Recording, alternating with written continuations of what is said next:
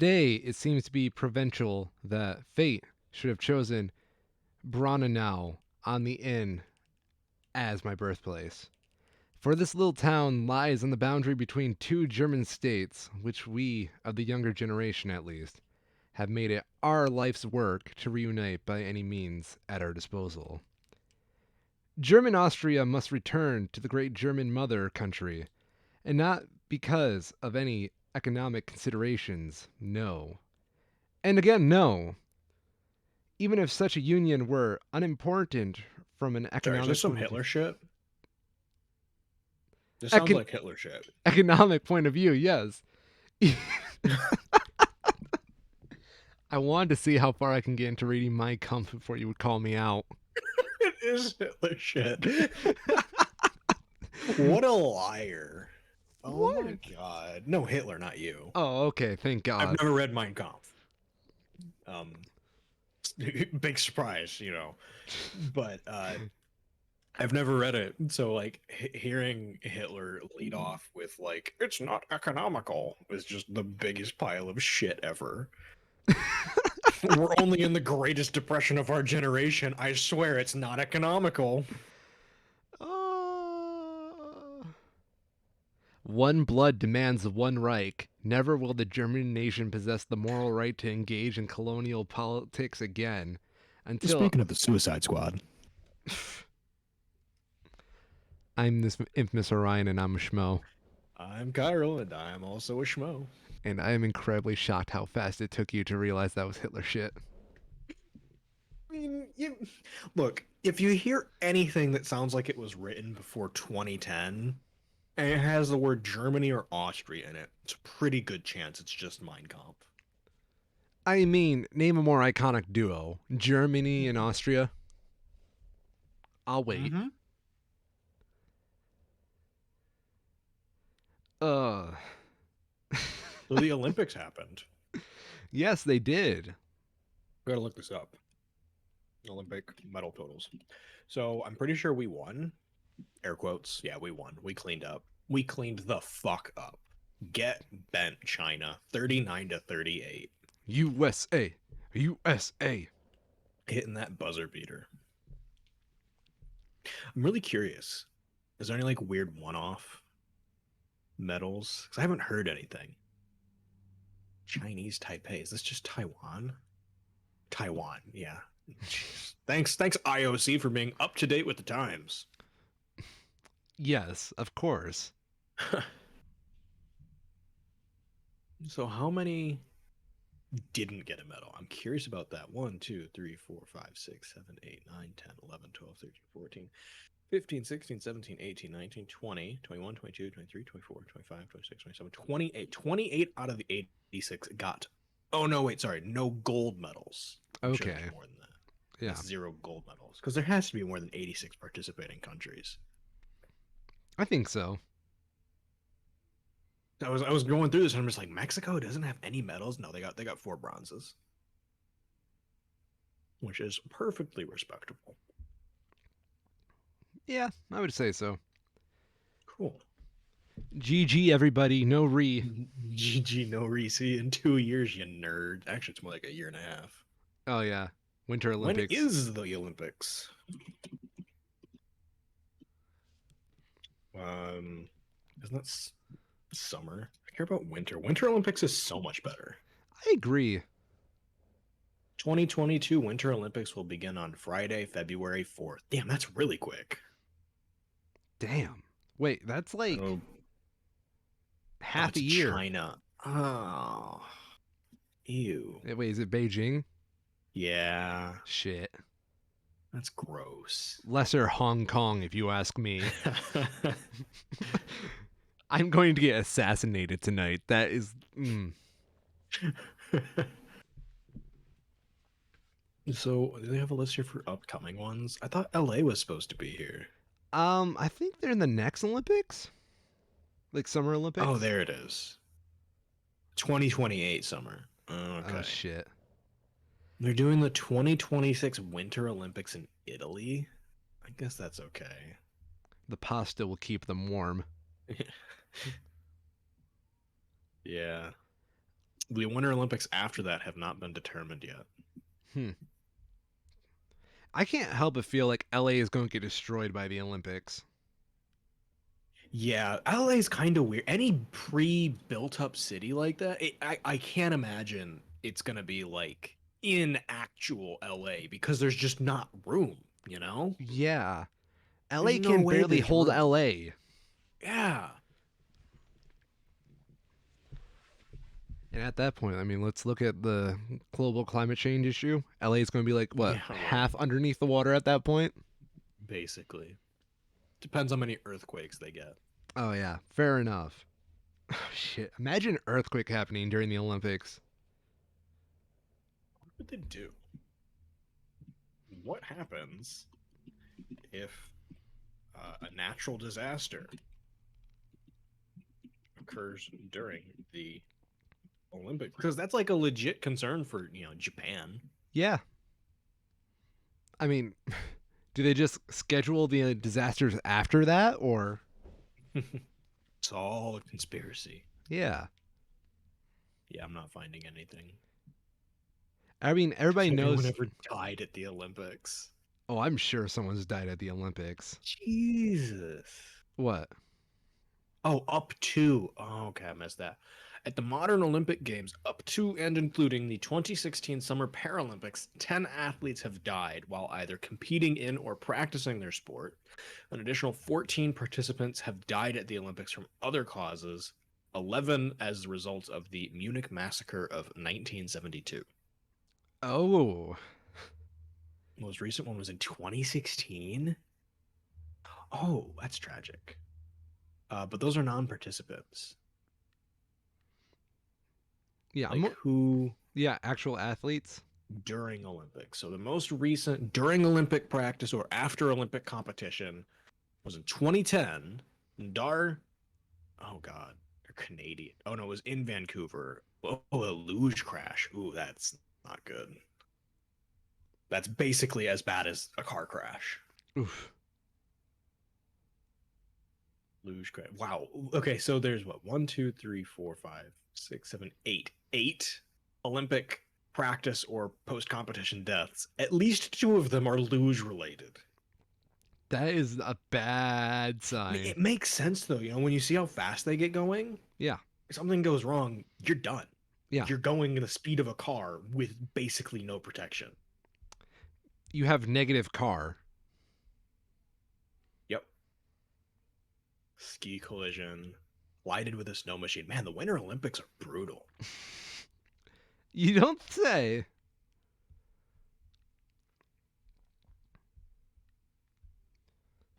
Edmund Brassard, 1900 in Paris, France, a fencer. Brassard was killed alongside three others in a collapse of a temporary bridge. That doesn't count. I would like to know if someone has died during fencing. It occurred 2 months after he participated in the Olympic Games, but technically the games had not concluded yet. Come on, that seems like a stretch. Uh, That's for the insurance policy. Nicolae Berchet, a Romanian boxer, died 3 days after losing his bout against Ewald Seaberg.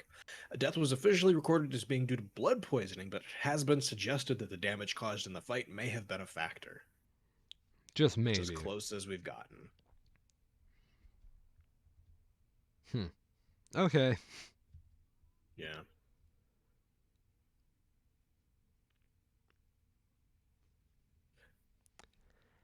This is gonna Uh, be a pretty deathly episode though. why do you say that? Because we got the Suicide Squad. Oh, yeah. This is a dark episode. Yeah. We start off with Hitler, then we talked about death at the Olympics, and yeah, look at where we're Suicide at. Squad though. Yeah. I've seen it. I watched it on HBO Max. So I was gonna lead this off by saying I highly recommend going and seeing it in theaters because HBO Max's like streaming compression, whatever they use, it sucks. Does it? I've never seen this with any other. Like I watch a lot of Disney Plus and Apple TV, so I watch a fair amount of stream content, even YouTube. I don't see it quite like this. Um, but like YouTube type compression is the closest that I can credit this to. Where like if you have like a big spray of blood, which happens quite a bit in the Suicide Squad. Spoiler: it looks really bad. Yeah. It's like visibly pixelated because of whatever compression they're using. So if you can and you want to see it, I highly recommend seeing it in theaters because it's very deserving of like a big screen type uh, event. Um, but if you are watching it at home, it's fine. Just be prepared for it to be kind of shoddy stream quality, and that could very well be something on my end too. But I was reminded of it a few times during the film. Now I have to ask, Yes, what are they? Some kind of Suicide Squad? they in fact are. Shit. So, And yeah. so, if it's okay with you, I was gonna go into like full spoilers for this. I mean, I don't plan on seeing it anytime soon, so Yeah. go ahead. So what we predicted upon seeing like the trailers and everything for it, where there's very clearly the two different teams, and the first team that looks like the A team all dies, that happens. The Damn. A team all gets completely murked, like within 5 minutes.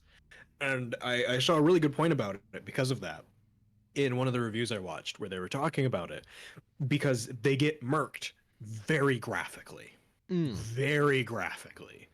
So within like 15 minutes of the movie starting, particularly if you're watching on like HBO Max, so you don't really care about like a ticket price already, you'll know if it's for you or not because that is I feel like that's pretty much the peak of as graphic as it gets in it. Yeah. It's very deserving of its rated R rating. Like people being literally burned alive and having faces shot off levels of graphic. It's like it looks like the D-Day landing in Saving Private Ryan at times in that scene. Hey, I got one question for you. This is the one question I'm really burning to know. Yes. How is Peter Capaldi in this movie? That's not good. It's hard. It's not. He's not at all bad. Yeah. His character didn't go the way I expected it to, so I wasn't really looking for Capaldi's individual performance doing it. Okay. Um, I think he did like perfect. I'd have to rewatch it to say more definitively, but there's nothing that stands out as bad to me with his performance, at least. His character's design, I think, was a bit overdone, but for what the movie is, it fits. It wasn't out of place at all, Yeah. and there was nothing with his performance that I had any problems about, at least. Okay. I'll take that. Yeah. So after 90% of the cast gets killed, we are left with Margot Robbie, Harley Quinn, Idris Elba, Bloodsport, John Cena as Pacemaker. Sylvester Stallone plays King Shark. We have Colonel Rick Flag back. Where's the other one? David Dastmalchian as the Polka Dot Man. And Daniela Melchior as Ratcatcher 2, who Ooh. completely steals the movie, in my opinion. Really? Um, yes, her performance as Ratcatcher 2 did something that none of the characters in the Suicide Squad film made me do, and that's give a shit about them. Wait, did you see the first Suicide Squad? Oh yeah, Oh shit. not recently, but not in theaters either. I streamed it at some point. It's not good. It's really not good. And I do like that, like right away, one of the characters that gets killed off is Captain Boomerang, and it serves as a really nice, like, visual reference of killing the old Suicide Squad to bring in the new one. I mean, I'd rather they do that. I mean, I'd rather they Yeah. actually take like a DVD copy of the original Suicide Squad Yep. and then shoot it. Yep. But yeah, really great performance. There's a particularly very well done scene towards the middle of the film. It is a conversation between her and Idris Elba's character Bloodsport about basically why she is there and her backstory. And it's very, very well done. Hmm. Good. And Idris Elba is still Idris Elba, so it's like there's a floor to how bad his can be, and that floor is very high because it's still Idris Elba. He did a phenomenal job. Yeah. Um, what else is there? John Cena as Peacemaker, great job. Fits in very well. That's There's a the really good scene at the towards the start of it between Bloodsport and Peacemaker, Idris Elba and John Cena, where they're both supposed to be like the quintessential assassin, do whatever it takes, has all these gadgets and tools for doing their various murdering kind of stuff. And it's sort of like a competition of who can kill the bad guy the coolest way, kind of thing. And it goes on for like a good 3 or 4 minutes of just them going back and forth, silently killing one at a time this entire like camp full of what are presumed to be bad guys. And it's very well done. hmm. It's very amusing. It sets the tone very well for being much more lighthearted, uh, pop culture comedy focused rather than as seemingly serious as the first one tried to make itself be. That movie is. I've only seen bits and pieces of the original Suicide Squad. Yeah. Even then, I feel like I've seen too much. Because Yes. when I look at this one, just from the material I've seen, Yep. this one seems to have a concrete idea of what it wants to be. Mm-hmm. Whereas the previous one, the only thing I've ever gotten from it is that it really, really wanted to sell soundtrack CDs. Probably. It has a pretty good soundtrack. It's like I don't know. The soundtrack wasn't what I was focusing on. Yeah, So, but I mean, it's fine. The problem with the first one is that it tries to take itself way too seriously. You can see it in the way that it's shot. Practically everything either happens indoors or at night or is graded very darkly in some way.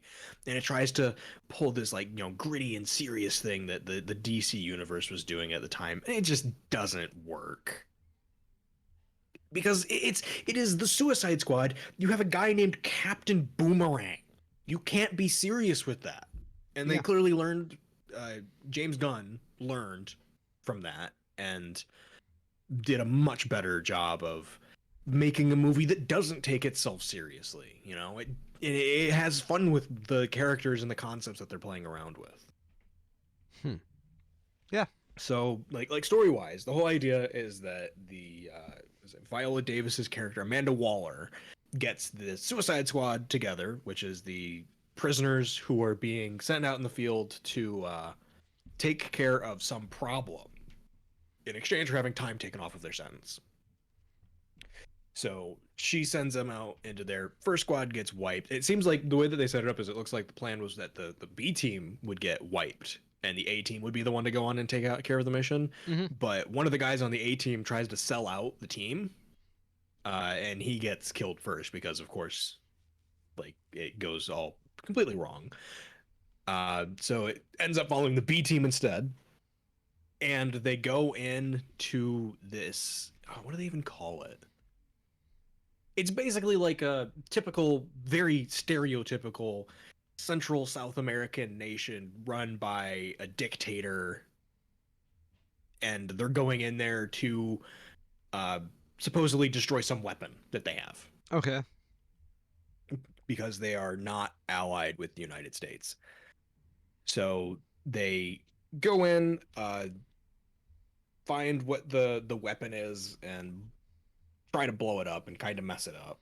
The weapon turns out to be Starro, so then they have to fight Starro. What's a Starro? It is a big space starfish that I don't even know what it does. They don't really explain it because they don't really need to.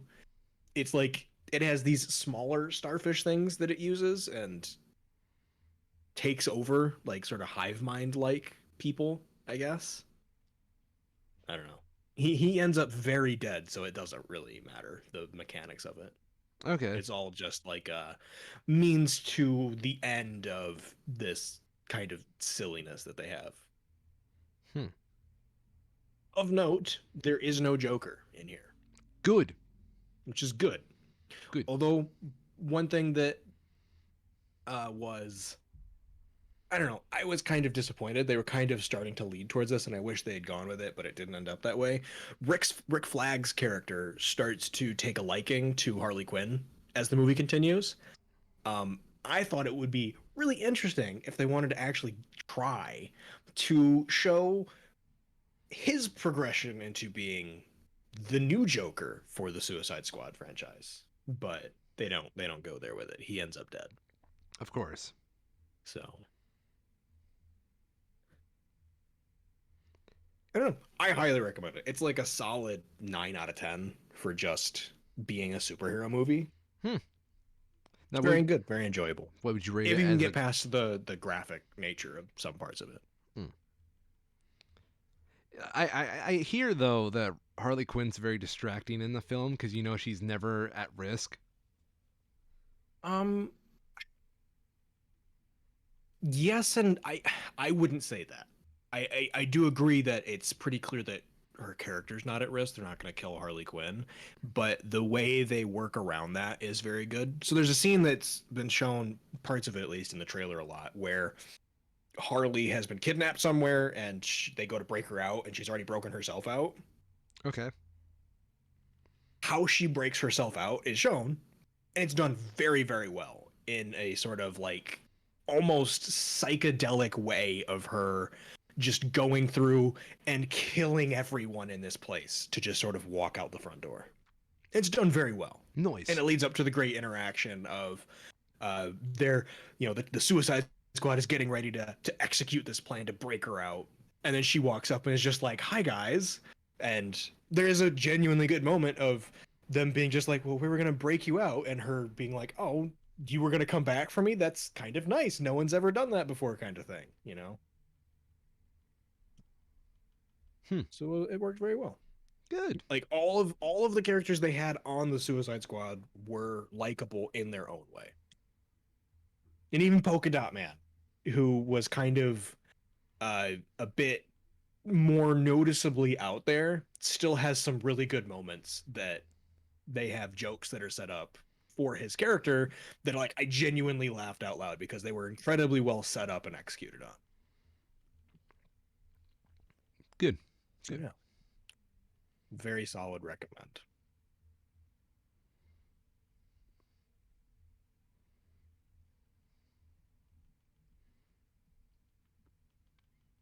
So, do you believe that there should be a one good giant Aryan race when glory I do pure? not. Oh shit. Okay. Let's change the subject, shall we? I saw Mary Poppins Returns with my girlfriend. How was it? Shit. Okay, I it's not. was it fine for a kids movie? It's not a kids movie. No. Okay. This I have is no a idea then. movie for people who saw Mary Poppins as a kid Mm. and want to really, really retry living a time when they felt like a kid. And have you Hmm. seen Mary Poppins as a kid? No, honestly, I actually saw it about like a month ago. Okay. Yeah, I. It's kind of surprising. From the trailers, I always got the feeling from it that it would be more of a kids focused movie. It's it's really weird because like Yeah. I could see you maybe letting a kid Mm. watch it if they like Mary Poppins, but as Yep. an adult who was perfectly fine with the first one, Hmm. this movie felt forced. I It will. I would need to see it, but I had forgotten that it had Lin Manuel Miranda in it. Oh yes, and there's a scene Yeah. where they definitely remind you that it's Lin Manuel Miranda. Yep. It's Yeah. yeah. His name alone would have easily kept the hype for the movie pretty peak, regardless of how it was. Um, what else was there that I wanted to bring up? It's really weirdly acted as well. It Yeah. feels like, have you ever seen like a college play where everybody's Not kind of like overacting a little? sure. I know what you mean. Yeah, that's how it feels. Everybody feels like they're overacting very subtly. Yeah. I have the feeling because of I'm having to dig back way back now. This was like 3 years ago. From what I remember, they were really leaning on Lin Manuel Miranda and trying to capitalize on that to the degree of making it more like a stage play than just a musical. There is a scene where I'm pretty sure they just did it for the Hamilton fans, where they are literally on a stage play and Lin Manuel Miranda raps a verse. Yeah. Yeah. Um, I hated this movie because it felt like just a generic rehashing the original Mary Poppins plot, Mm-hmm. and I think I know why this movie was made. Can you look up when Christopher Robin came out, the Ewan McGregor movie? Oh, jeez. I can. Because I want to 2018. 2018. So this came Yep, out summer. first. Uh, No, Christopher Robin was first. It what? came. Christopher Robin was about 6 months before. Okay, it feels like this was like a part of a coordinated effort to like make people relive their nostalgia. Mm-hmm. Because I would compare this movie a lot to that. I think Christopher Sure. Robin's probably the better movie because Ewan McGregor is a treasure. I agree. Um, because there's like one scene in this whole movie at the very very end where it feels like a complete original, where it like feels Mm-hmm. like it's finally doing its own thing. It's the ending number. It's this really gorgeous scene where the whole point of it is if you pick the right balloon, you get to fly. And it's about people singing and having their problems relieved and just enjoying flying in the air. It's very cute. It's very beautiful. It's colorful with all the balloons. Mm-hmm. And I looked at it and I thought to myself, man, this is the only original idea this whole film's had. And I would rather this one scene became like the whole motto of the film rather than the first movie had a song like this, so let's do a scene that references that. Or um, it felt like they were just redoing the original Mary Poppins. Yep. And they tried doing a lot of cute little callbacks. And if you have any half of a brain, the right brain or the left brain, you can see them coming because they're very easy to tell. I called like three of the plot twists in this film just like in the first hour. Yeah. Kind of, I don't know. It's a film obviously made for adults who like Mary Poppins. The problem is, it's not written for adults. It's obviously written for children. But you have that clash and that dissonance of who it's written for and how it's written for. Mm-hmm. And to that, I'd say it is. Everybody looked like they were having fun, and I'm just happy everybody had fun.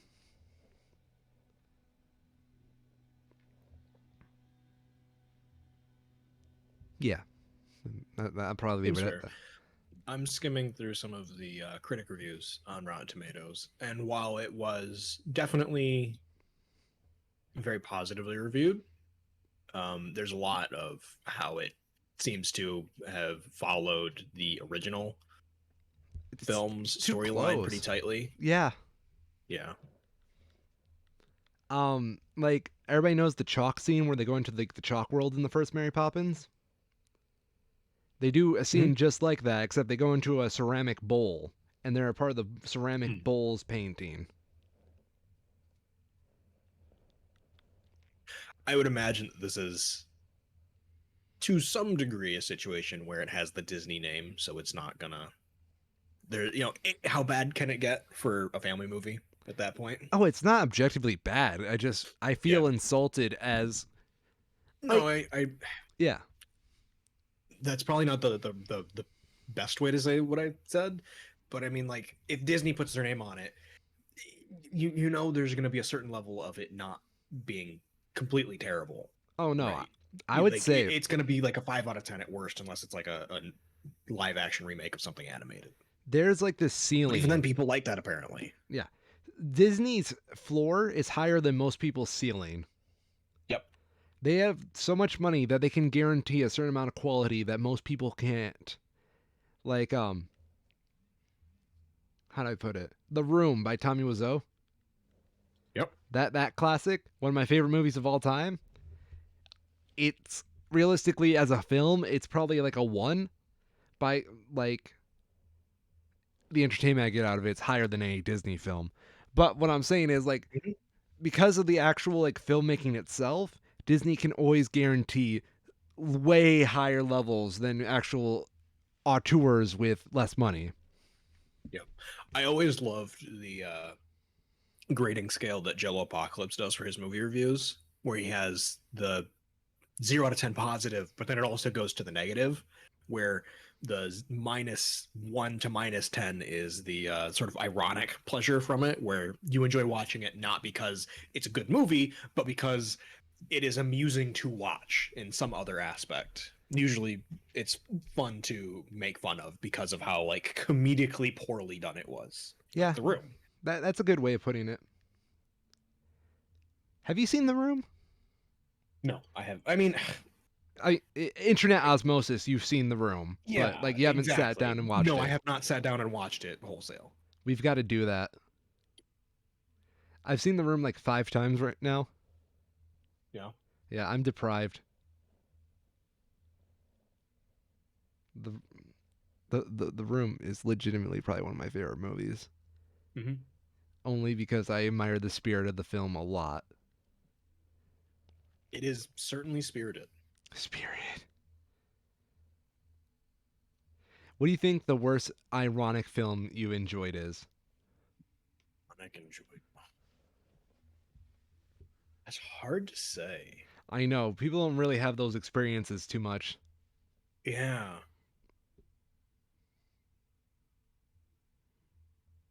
I haven't watched them in a long time, but there's a lot of older animated films that I know are like objectively bad.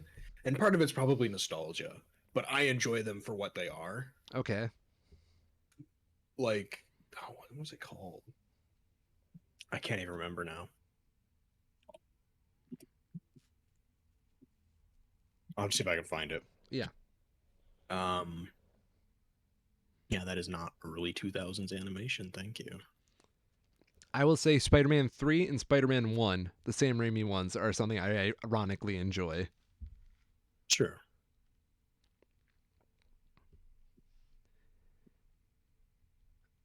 Also, Aragon.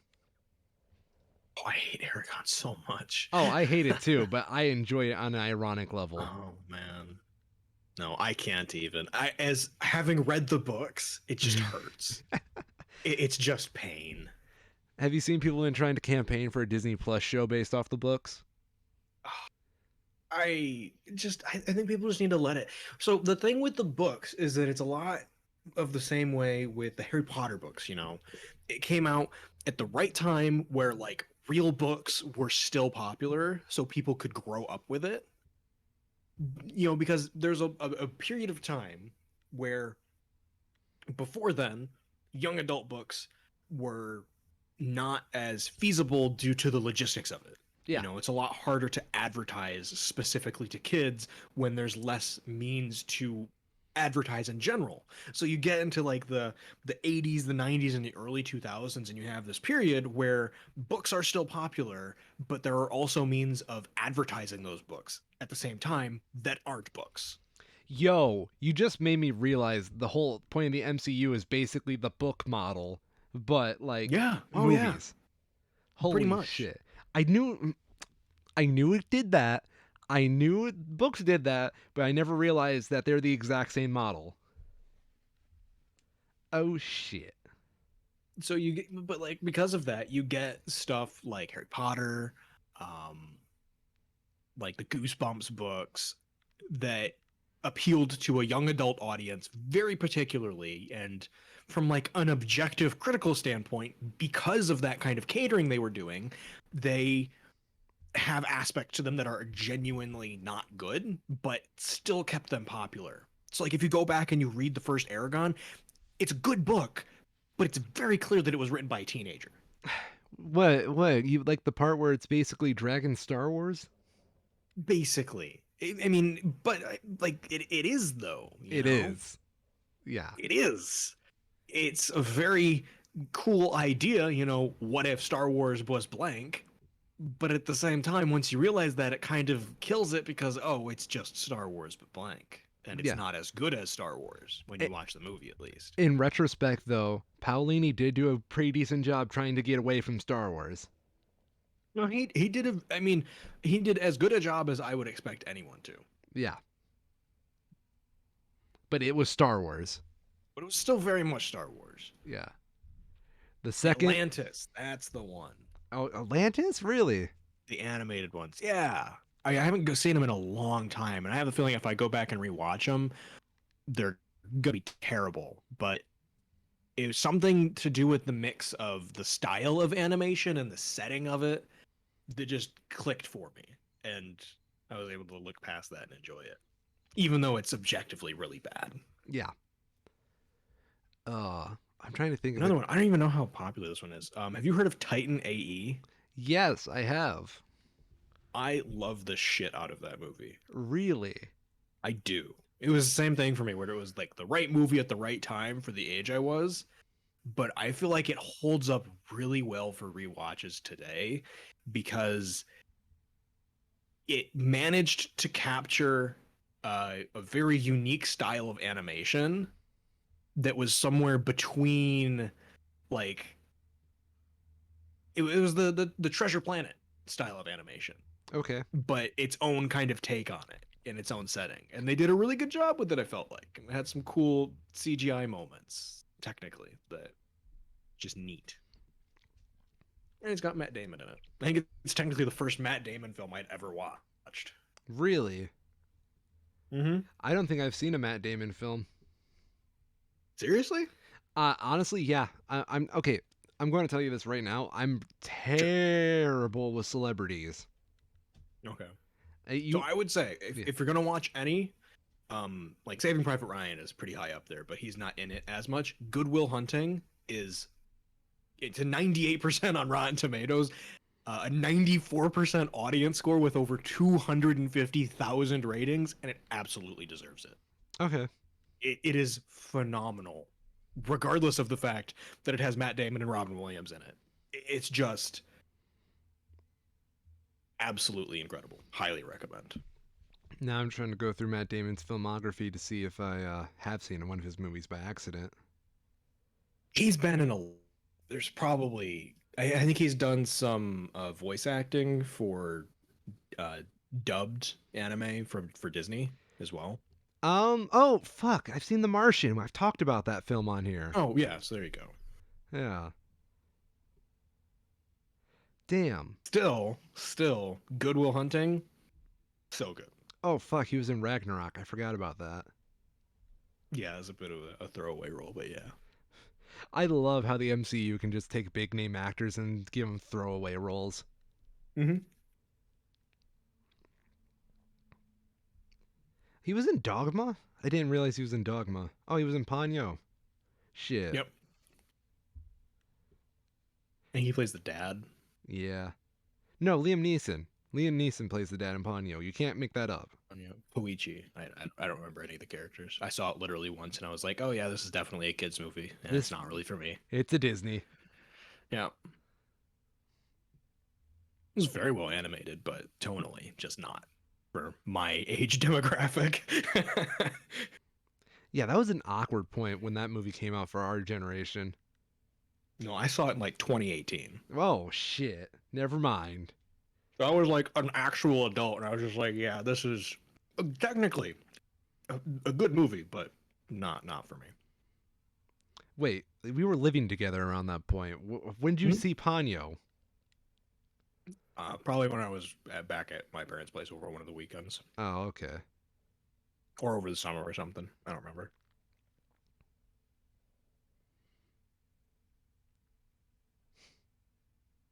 Yeah. Um, Mm-hmm. Oh, he was in Spirit. What the hell? He was the voice of Spirit? I thought the point of that movie was Spirit didn't have a voice. There's like a narration kind of thing Oh yeah. at the start of it. It's not like Spirit's voice. It's just, it's narration. I Spirit. didn't realize that, though. Spirit is a good movie.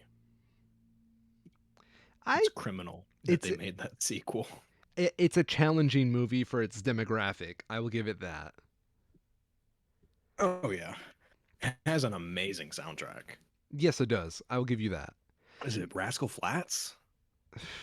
I don't know. Spirit soundtrack. Uh,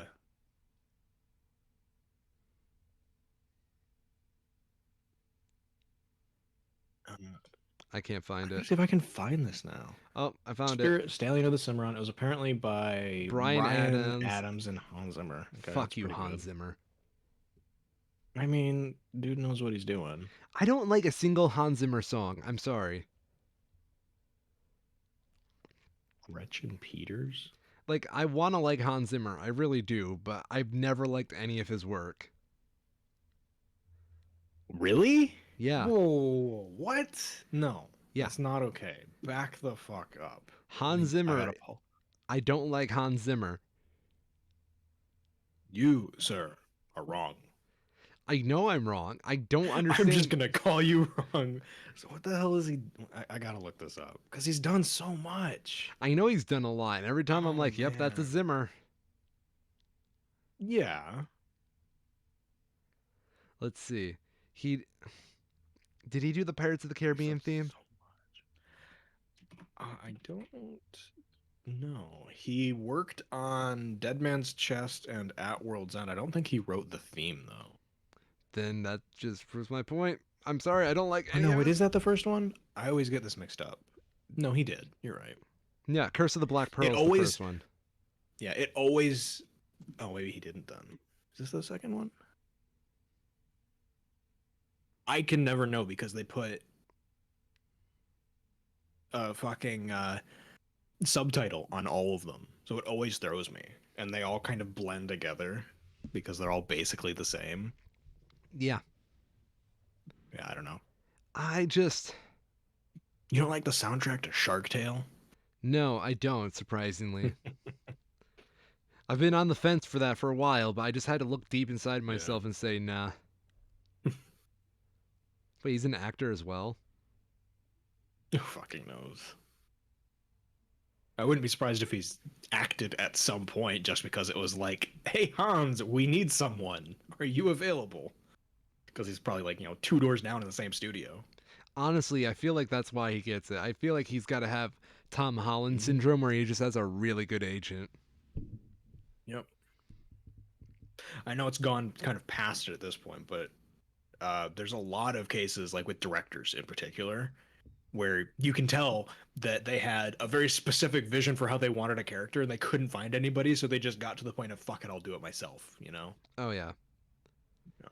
Um have you ever seen that interview with Pharrell Williams and Hans Zimmer when they talked about collaborating on Amazing Spider-Man 2? No, I don't think so. Okay, another reason I fucking hate that movie. Ready for this.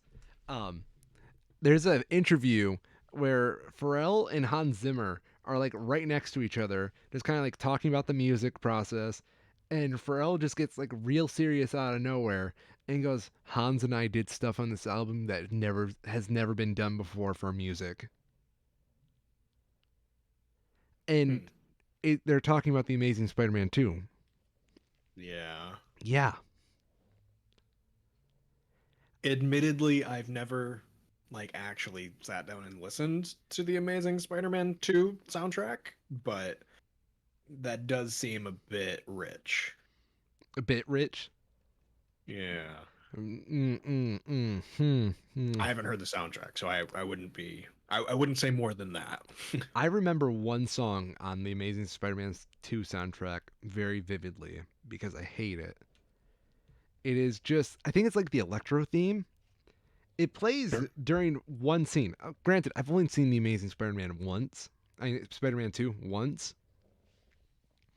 And there's this one scene that's always resonated in my head where like it's electro and it's like the camera zooms in on him and they're supposed to have like this weird like you're hearing his thoughts to the music where they keep saying the phrase lied to me over and over and over again, and I just thought that was really stupid to have the music be saying that when that was very clearly on the character's face at the whole time. Like they couldn't let the visuals do the storytelling.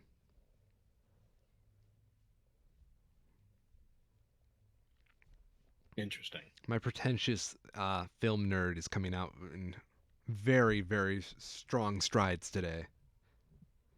But here's something that surprises me. Yo, You want to take a guess? How many Academy Awards Hans Zimmer has won for Best Original Score? all of them. No. No. He has won one. There is justice in this world, ladies and gentlemen. Which Do one? you want to take a guess? Do you want to take a guess? Kung Fu Panda.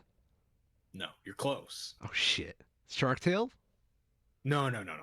Oh, The Lion King. The remake? No, like the 1994 The Lion King. Okay, he deserves it there by that. He did the music for The Lion King. I mean, like, yeah, he absolutely deserves it. He made an empire. Yeah. Never mind. I take it back. There's one John uh, Yeah. Hans Zimmer soundtrack I kind of like. He did The Prince of Egypt as well. I haven't As seen that. I haven't either, but I've heard it get phenomenal reviews from everyone who has. Hmm. It's one of those like not quite as popular, but apparently one of the best DreamWorks films ever kind of thing. Apparently, he's in the Disney Legends Hall of Fame Yeah, I don't doubt it. I mean, how much money has he made him, right? a lot. The Disney cash Also been cows. remake. Yeah, yeah. I feel like he deserved it for Interstellar. I haven't seen That's Interstellar. just me though. Oh, it's so good. It's long. It's like a good, what is it, 3 hours? 169 minutes. And it's got some rough patches. I just love the concepts. It just hits that perfect sci-fi tone for me, same way that The Martian does. Hmm. It amazes me. I don't know any of these names in the Disney Hall of Fame. Oh, Dick Van Dyke. Never I gotta mind. look this up. Disney Hall of Fame. I would hope at least. Is it Disney Legends? Yes, Okay. I would hope a lot of them are for animation. they are, from what I'm seeing. Yeah, that makes sense. As you go further into it, you see some Imagineering, which I can get behind because Imagineering is hard. Oh yeah, But then it's there's one of those things that sounds like a made up word, but I can definitely appreciate it. Elton John is in there. For what? Just music? Yeah. Huh. The legend just comes in, does the Lion King theme song, then walks out and gets a Legends I nomination. mean, to be fair, Robin Williams. I see Robin Williams. oh Okay. yeah, Yeah. absolutely deserved. Jim Henson. Yes. I gotta Steve catch up. What year are you at right now? 2013. 23. Oh, okay, I'm way behind. Never mind. Johnny Depp. Danny Ugh. Elfman. I mean, Johnny Depp is one of those kinds of things that it's pretty easy to meme about it, but he's done a pretty fucking good job with what he's been given, all Yeah. things considered. George Oh, Tim Lucas. Allen, yeah. Stan Lee. But guess what he's under? What? Film and publishing. Yeah, I mean, technically for Disney. Yeah, if you're talking exclusively all under Disney, you're right. I could see that being the kind of thing where it's like Disney's like, okay, we need to give Stanley a Disney Legends Award. What can we technically accurately give him at this point? Wait. No. They got Jack Kirby underneath here, but Jack Kirby's never worked for Disney. That's what I mean, though. Yeah. Like, we want to recognize these people for making us a fuckload of money. How do we do it? Well, yeah, unfortunately, Kirby's never worked for the company. He died before Marvel got acquired into there. Yeah. But I mean, he did help make Spider Man, so there we go. Yep. Jimmy Johnson. Sure, why not? I'm surprised Robert Downey Jr. is not on here either. Yeah, give it time. Yeah, he'll definitely be on here, I feel. Yep. MC would have been dead in 3 years if it wasn't for him. It would have been dead after the first movie. I mean, let's face it. Iron Man really did help revive Robert Downey Jr.'s career. Oh, yeah. No, it absolutely did. The man just comes in, does the Jesus Christ pose over a bomb, and there we go. Franchise established. You can tell there's like a Star Wars class here because you have Carrie Fisher and Mark Hamill at the same time. I've noticed that as well. Oprah Winfrey? What was her role in Disney? I don't know. I'm looking up the source. I'm sure she probably has because like what hasn't the woman done? Run for I don't know when president. she sleeps. Yeah, give it time. Yo, I would take Oprah for president. I, I would have to critically look at her political opinions to say one way or the other, and I don't know what those are. I mean, you know, I'm obviously being facetious, but Yeah, imagine, if you Jack will, Kirby. Oprah's State of the Union address, where Oprah is like, everyone gets student loan forgiveness. You get student loan forgiveness. You get student loan forgiveness. Be amusing. Her vice president is Andrew Yang. So she goes up there, everybody gets universal basic income. But that doesn't roll off the tongue that well. Oprah was in The Princess and the Frog. Oh, okay. Yeah.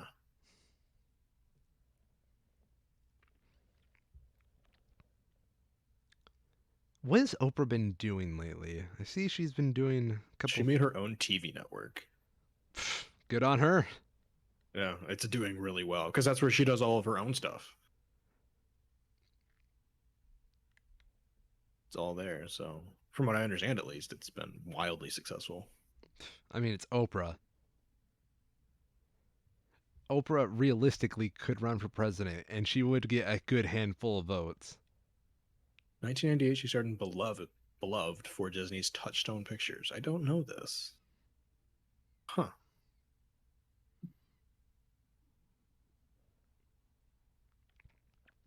I can't find anything on her politics other than she was independent.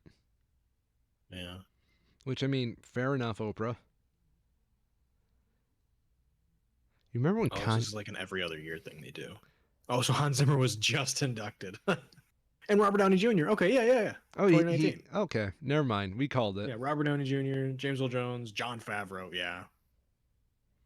John Favreau And definitely. Hans Zimmer. Yeah, I mean, because you don't have Iron Man without John Favreau. No, that's literally a John Favreau property. Yeah. After I found out that that like what he looked like and that he plays Happy, it's just like that's the guy. Honestly, Whenever I see him, you know what I wish they would do with Marvel now? yeah. To replace the Stan Lee cameos, either have just John Favreau in every movie to cameo, Mm-hmm. Kevin Feige in every movie to cameo, or this is my favorite. Take a writer who actually helped write the story that they're adapting, or someone who's worked in the comics, and make them the cameo.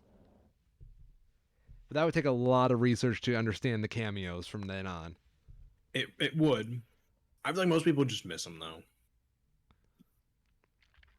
It'd Yeah. be cool, but Did you hear that actually what they do for the people that write that stuff got leaked? no. So apparently they just send them a $5,000 check and a ticket to the premiere. Wow. I'm not surprised, but I know. Imagine being the guy who makes Thanos and then getting a $5,000 check in the mail. Meanwhile, you see all this merchandising rights get like raked in. mm-hmm.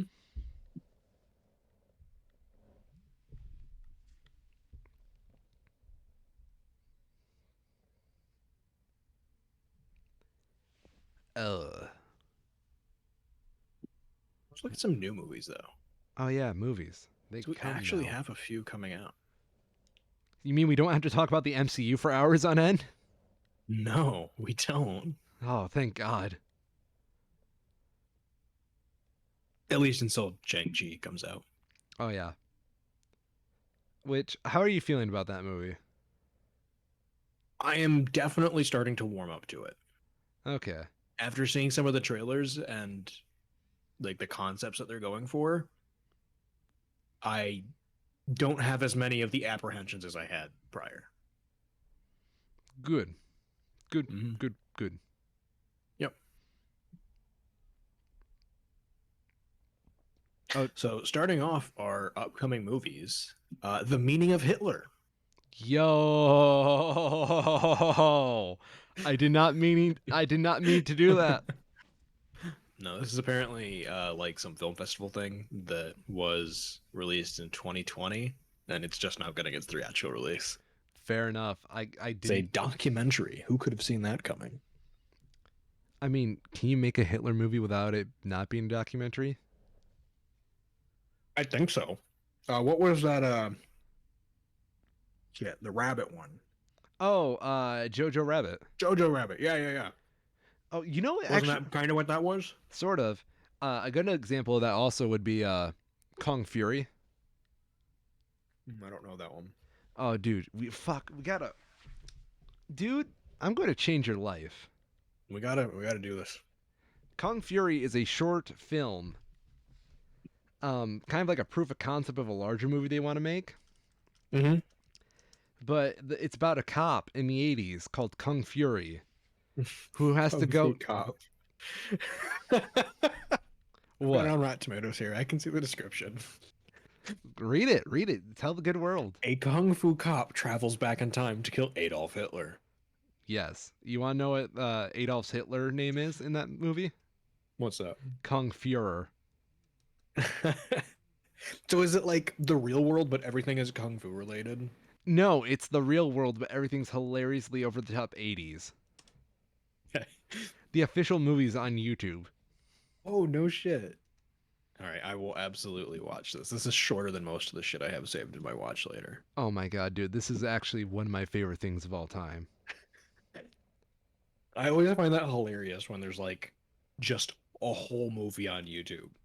Oh yeah. How do you think I watched The Room 5 times in a row? It's just so rare. Like everything gets DMCA'd so fast now. You've got to really take it for what it's worth. Yeah. Oh, you remember when the Lego movie got leaked, got pirated on YouTube? No. Oh yes, I do. Yeah. Yeah. Yeah. So they, For they sure. they essentially made the Lego movie a movie to watch on YouTube as an ad that might come up for the Yeah, you can Lego just movie 2. watch it because you have to upload the whole thing. Yeah. And yeah, that didn't backfire at all. They left it up for a pretty good time though. Yeah. I don't remember. I remember it happened. I remember I went out to it. I don't think I actually watched it though. Mm. I was I, like, oh yeah, I'll watch that later, and it was taken down. did you see Lego movie 2? Like a movie too. I'll need to look up what the hell actually happened in it. I think so. I I, saw the first one for sure. I remember seeing the Lego first Movie one. 2. No, I have not. Okay. I don't know anybody that's seen that movie.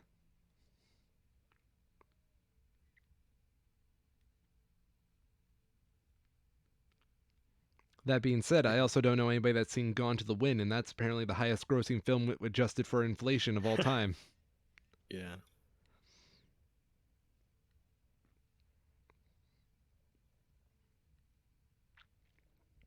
I'm skimming through the Lego Movie 2 trailer. Did you I'm almost certain I haven't seen this. did you know there's a No, I haven't. Playmobil movie? I heard. And just like Playmobil, it's a Lego movie knockoff. Yeah. And buy or rent it on YouTube. Ooh. I would rather do basically anything else. Oh my god, the whole thing's been uploaded. Are you serious? Yeah, Playmobil the movie 2019 full movie. Best kids anim is it gonna be the actual thing now? Or is it gonna be like a scam? Probably a scam. No, it looks like it's the whole thing.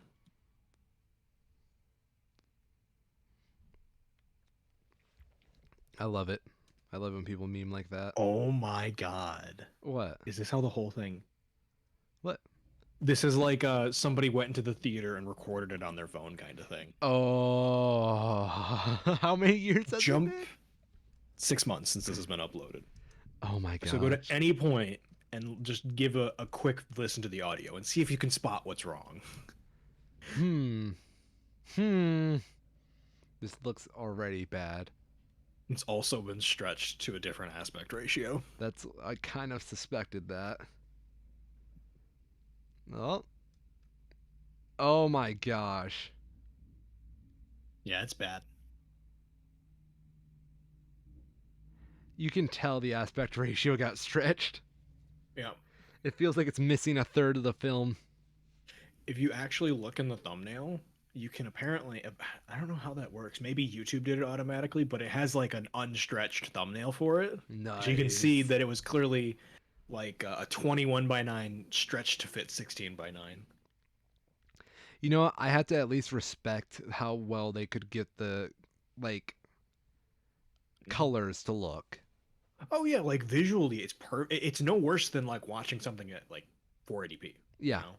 yeah, exactly. Visuals are completely passable, but the audio, oh my god, the audio.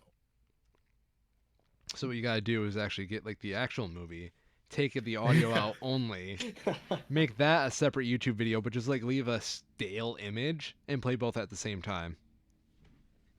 Exactly.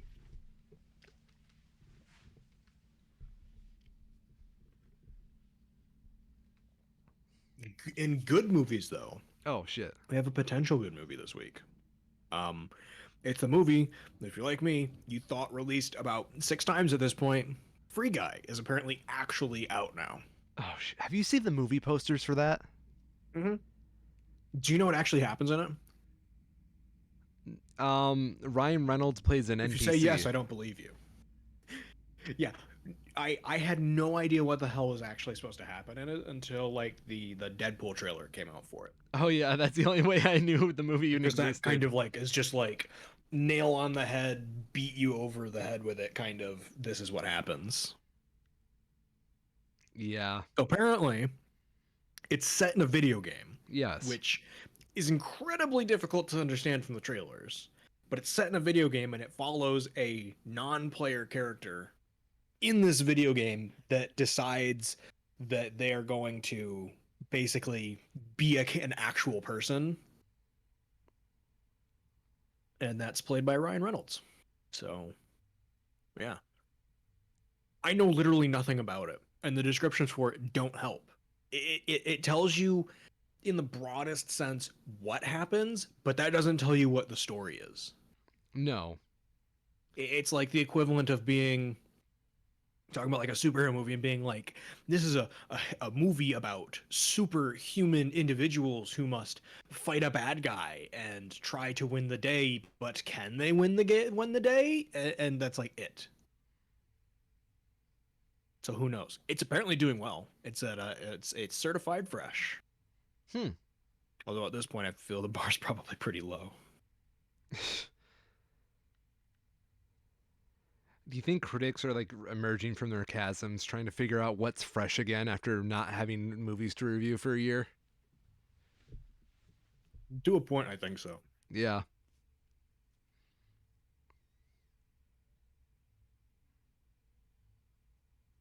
This is pretty good. Kyle Smith of the National Review says, considering what screenwriters earn, you'd think they'd at least be bothered to reach back and rip off something that hasn't been ripped off lately. Oof. But it seems to be generally pretty positive. I Yeah, would hope so. this is the general tone. Clever if unambitious. Oh, good. They have a Cubert reference in the movie. Yeah. Yeah, it is a video game movie, so there's going to be video game shit. In your opinion, what's the best video game movie? Um, shit. What was the recent one?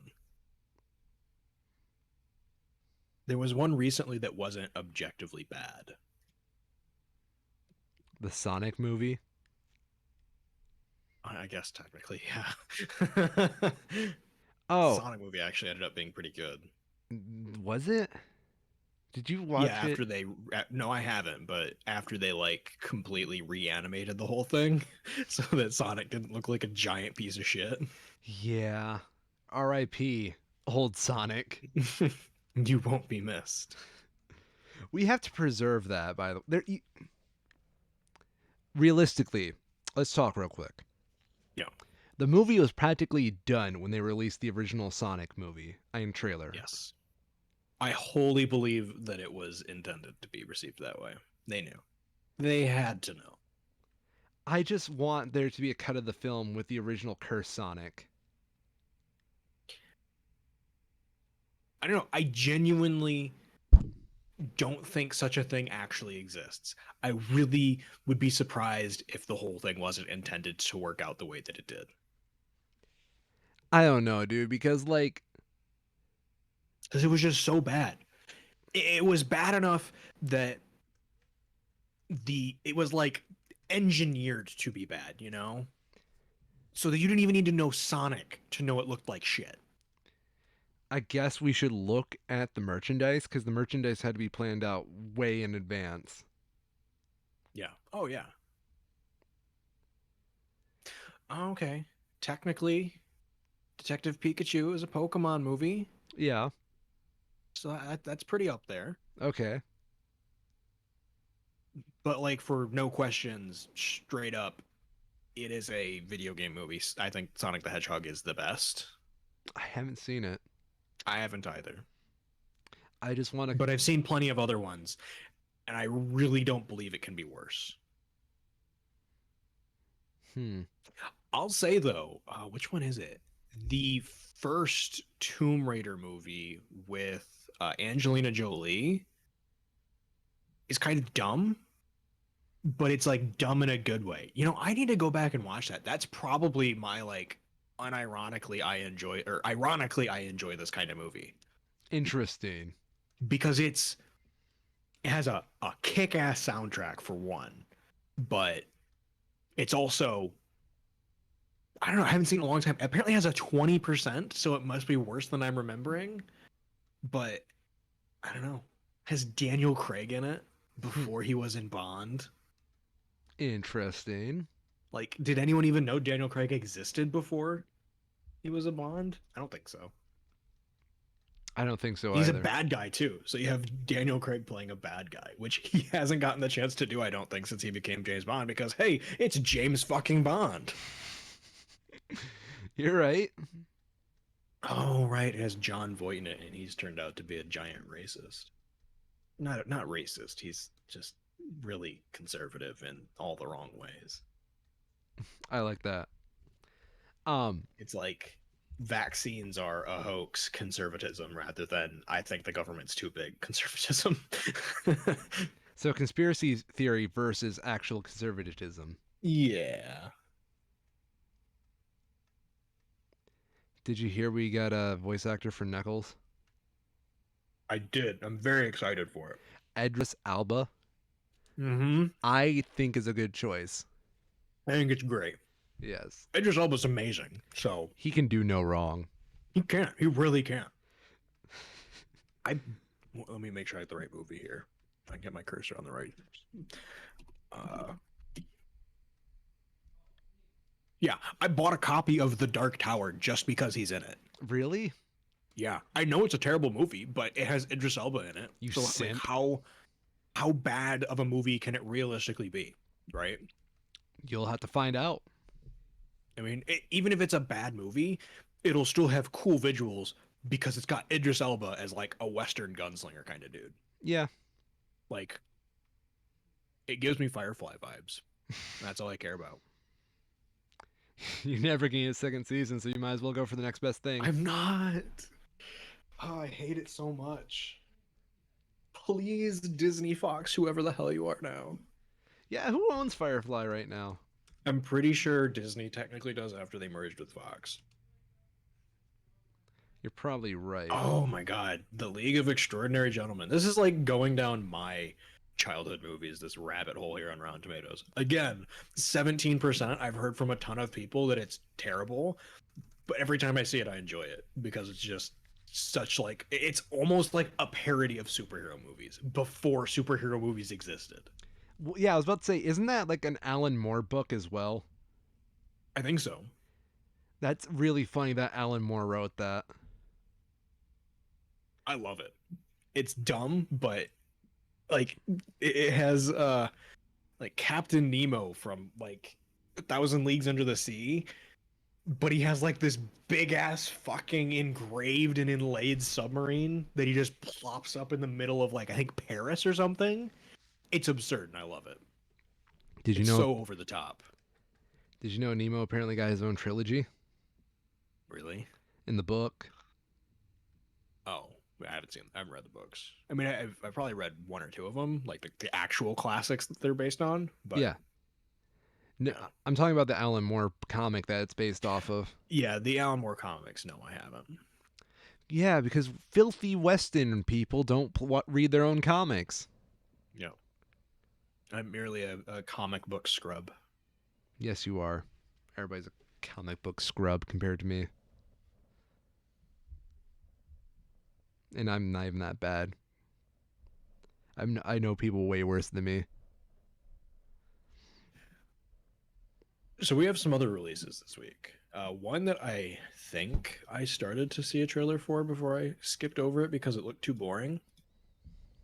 Rising Wolf. I'm gonna read through the summary for it, and I want you to tell me at what point you can tell it was likely funded by a Chinese enterprise. Okay. Okay. A young woman wakes, trapped, kidnapped in an elevator of a super high rise building at the mercy of her tormentors. This stylistic thriller, set in Shanghai, explores a Stop. young woman's instinct. It's so unneeded. The setting doesn't at all matter because you're stuck inside a building, but they had to shove it in there. I really hope Xi Jinping is the one that saves her out of that elevator in the movie. I don't get it. And the person they have in here, I can't place what it's from, but they have the lead actress. She's wearing a red long sleeve shirt and jean material overalls. And Interesting. it's like, it's so familiar, but I can't place what it's from. Let me send you this. I know it, but I can't, excuse me, I can't remember.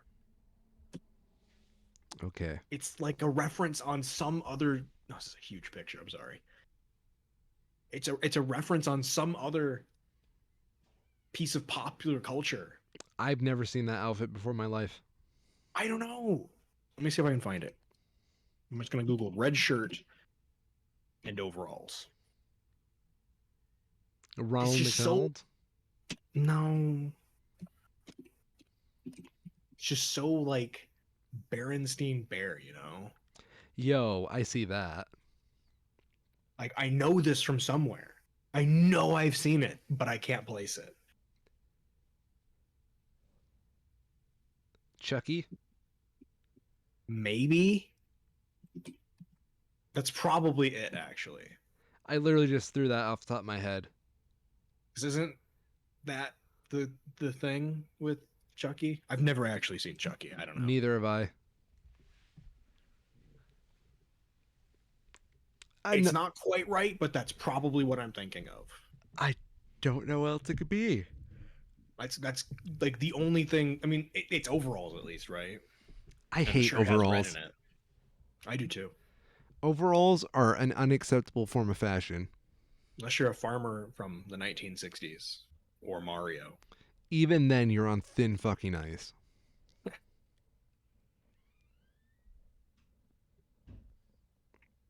Yeah. I don't know. It looks very childish to me, Yeah, that's the problem with them. They look and it's like clearly an kids. adult female actress. So it's Yes. like, what are you doing here? I Can't don't understand the sexualize our point. actress if she has nothing to be sexual over. You say that, but the internet. All right, Oh let's god. finish reading to this real quick. This stylistic thriller explores a young woman's instinct to survive in a situation out of her control. Trapped without any form of escape and cocooned in the belly of the beast, Arya is forced to adapt her thinking, her beliefs, and her endurance. This is the first of the journeys that assault her mind and her senses, pinning her down in anguish, only to emerge connected to abilities. Wait, this is a supernatural movie? The fuck? Only to emerge connected to abilities that define who she truly is. So like I'll send you this screen grab real quick. This is the first thing you're graded with on the Rotten Tomatoes page, which is apparently like the opening thumbnail of the trailer. I have no idea what the fuck it's supposed to be about. Oh my Her eyes are god. green. I don't get it. Yeah. Is she supposed to have superpowers? Is this like a Super 8 thing, only shitty and kind of like Saw? I don't Uh, get it. I I don't get it. Apparently, that I'm not alone in that because it's at a 44%. Yes, it is. Xi Jinping couldn't buy good reviews. Apparently not.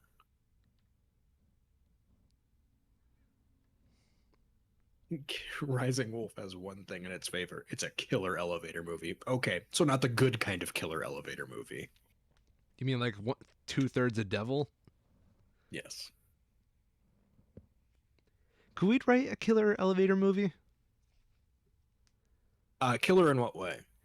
Like there's a killer and he kills people in elevators. Oh yeah, for sure. Like here's my concept, right? It's a hotel, but if you go into the elevator at night, like around 2 a.m., and it stops on a random floor each night, there's a killer with a knife waiting on the other side, waiting for Hmm. you to come down. And if he finds you, boom! But you can So never God, this tell. was a long time ago.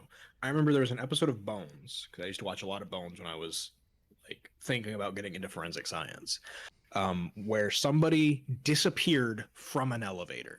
Okay, And the premise of it was that they got on the elevator at like the top of this place and were meeting someone at the bottom, and the elevator went straight from the top to the bottom, and at some point between there they disappeared, okay. and the only thing that was left of them was like this tiny bone fragment. And that was the mystery of like, how did this bone fragment get there? That's where it was, the bones stuff. um but yeah, some sort of serial killer thing. Mm. It was a good Okay, episode. It how about was this? entertaining. It's an elevator where the string mysteriously cuts at random points and it collapses and falls. What if we really try here and it's a horizontal elevator, like one of those airport things? Oh shit. Then what do we do with it? How do we make it kill people?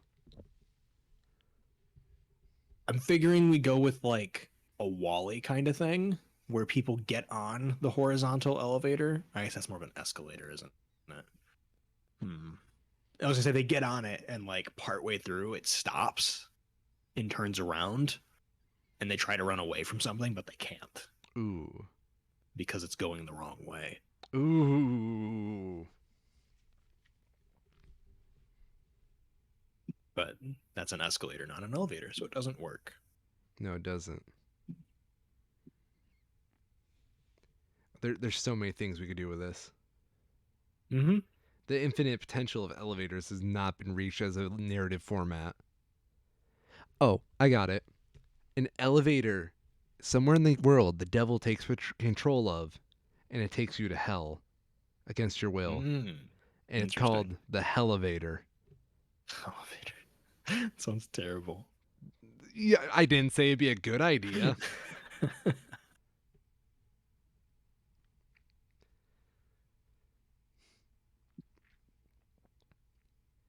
Um, what else could we do with elevators?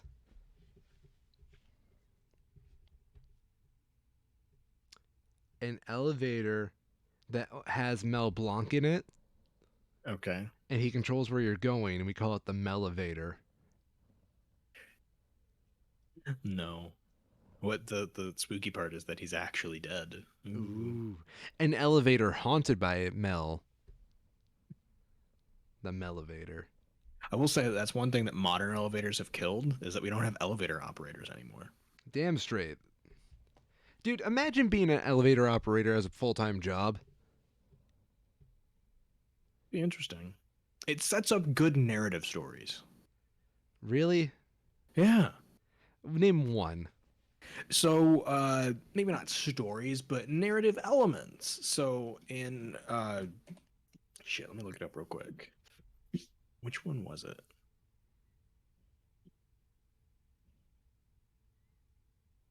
One of the Captain America movies. Nick Fury talks about his, I think it's his dad, and his dad was an elevator operator, and we get a bunch of tips. Remember what I'm talking about? No, I don't. But go on. So his dad was an elevator operator, and we get a bunch of tips from it, and he would put all the tips in his lunchbox. And there's this analogy that gets made as a result of that because he always kept a gun in his lunchbox too. Okay. And it's some clunky analogy to try to justify the shady shit that Shields been doing, making the big guns. Big guns go boom. Yep. Yep. Okay. But you wouldn't have that if we didn't have elevator operators. What would his dad do? Mm. Good point. Probably a different job where you make a portion of your income in tips. What do you think? But that doesn't change that it was used. I gotta look this up now. The pay rate for an elevator operator. I don't know. I'd imagine today it's probably pretty good just because of how niche it would have to be. Averages about $15 an hour. Oh, that sucks. Oh, I'm sorry. That's more than I make. Like, where do they do it though? Where is there an elevator operator in Kalamazoo? What? So I'm thinking this has to be like in like real swanky buildings, where the people are too rich and stuck up to even want to push the buttons themselves. Yeah. And they're paying these people $15 an hour when they're that pretentious? Oh shit, I found some jobs. I don't know. Where? What is What did they do? What do you Dowagnik? do? Dowagnik, Michigan has an elevator operator position. Dowagiac? Dowagiac? Is that? I don't know. Wait. Okay, I'm on ZipRecruiter here. These are interesting. Okay. Top 5 best paying related elevator operator jobs in the US. Do you want to take a guess what they have? Go on. Number 5, elevator engineer. Ooh, who would have guessed? Number 4, manager elevator. Okay. Number 3, elevator design engineer. Number 2, head of elevator mechanic. And number 1, I don't know what the fuck this is, but number 1 is vice president elevator. What the Vice president elevator. I don't know.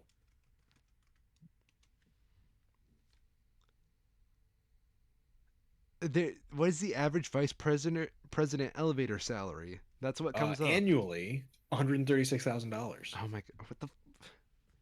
What's the name? I have no idea. Literally none.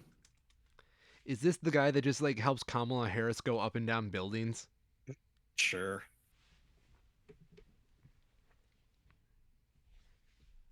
Nearby, none of these are elevator operators. No. None of these job openings. Nearby elevator operator jobs. Team member 2377, Joanne Fabric. Why not? Sure. Yeah. Why not?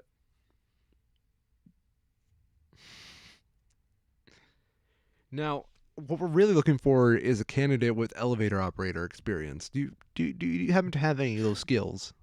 Do you have that? I'm sorry if you don't. You are not qualified enough to work at this Joanne Fabric. I'm sorry. Just not the right personality fit. Um, you see, we take only a special breed into Joanne Fabric. Speaking of this, have you heard about Hobby Lobby? What about them? I think you're gonna need to be slightly more specific. Well, like, didn't they get like caught in the news for like holding a whole bunch of like relics from Iraq? Oh, yes, they were in the news recently because they were forced to give them back. Yeah, and they had like the Epic of Gilgamesh tablet and everything. Yep. Why is Hobby Lobby so sketchy? Because they are like insanely religious. I don't see a correlation there, but go on. So this is the gist as I understand it. The people who own Hobby Lobby, like the family that owns it, are insanely religious Christian people. Okay. and they have a shitload of money. So what they did is they paid what are effectively like terrorist groups in Iraq, Middle East in general, to smuggle artifacts that they believe are based or in related some way to Christianity, and smuggled them into the U.S. so that they can put them in their museum. That is like, let me look it up, Hobby Lobby Museum, There's a Hobby because there's a Lobby. really there's like a name for it. Museum of the Bible, opened by Hobby Lobby founder David Green. Oh my god. So this is all supposed to be like artifacts that relate to the Bible in some way. And they had to return. So there was a total of 17,000 artifacts that were returned as a result of this thing. Not all of those were Hobby Lobby, but it's like a significant number. Well over 1,000 of them were from Hobby Lobby. Yeah. No, it's like, it's so dumb that it sounds fake, but it's completely legitimate. I'm All right, broken. 11,500. So not all of them were Hobby Lobby. More than half of them were. 11,500 antiquities. This is some Chris Chan level bullshit where you don't want to believe it's real, but it's all 1000% real. Yeah. No, it is. It's very weird.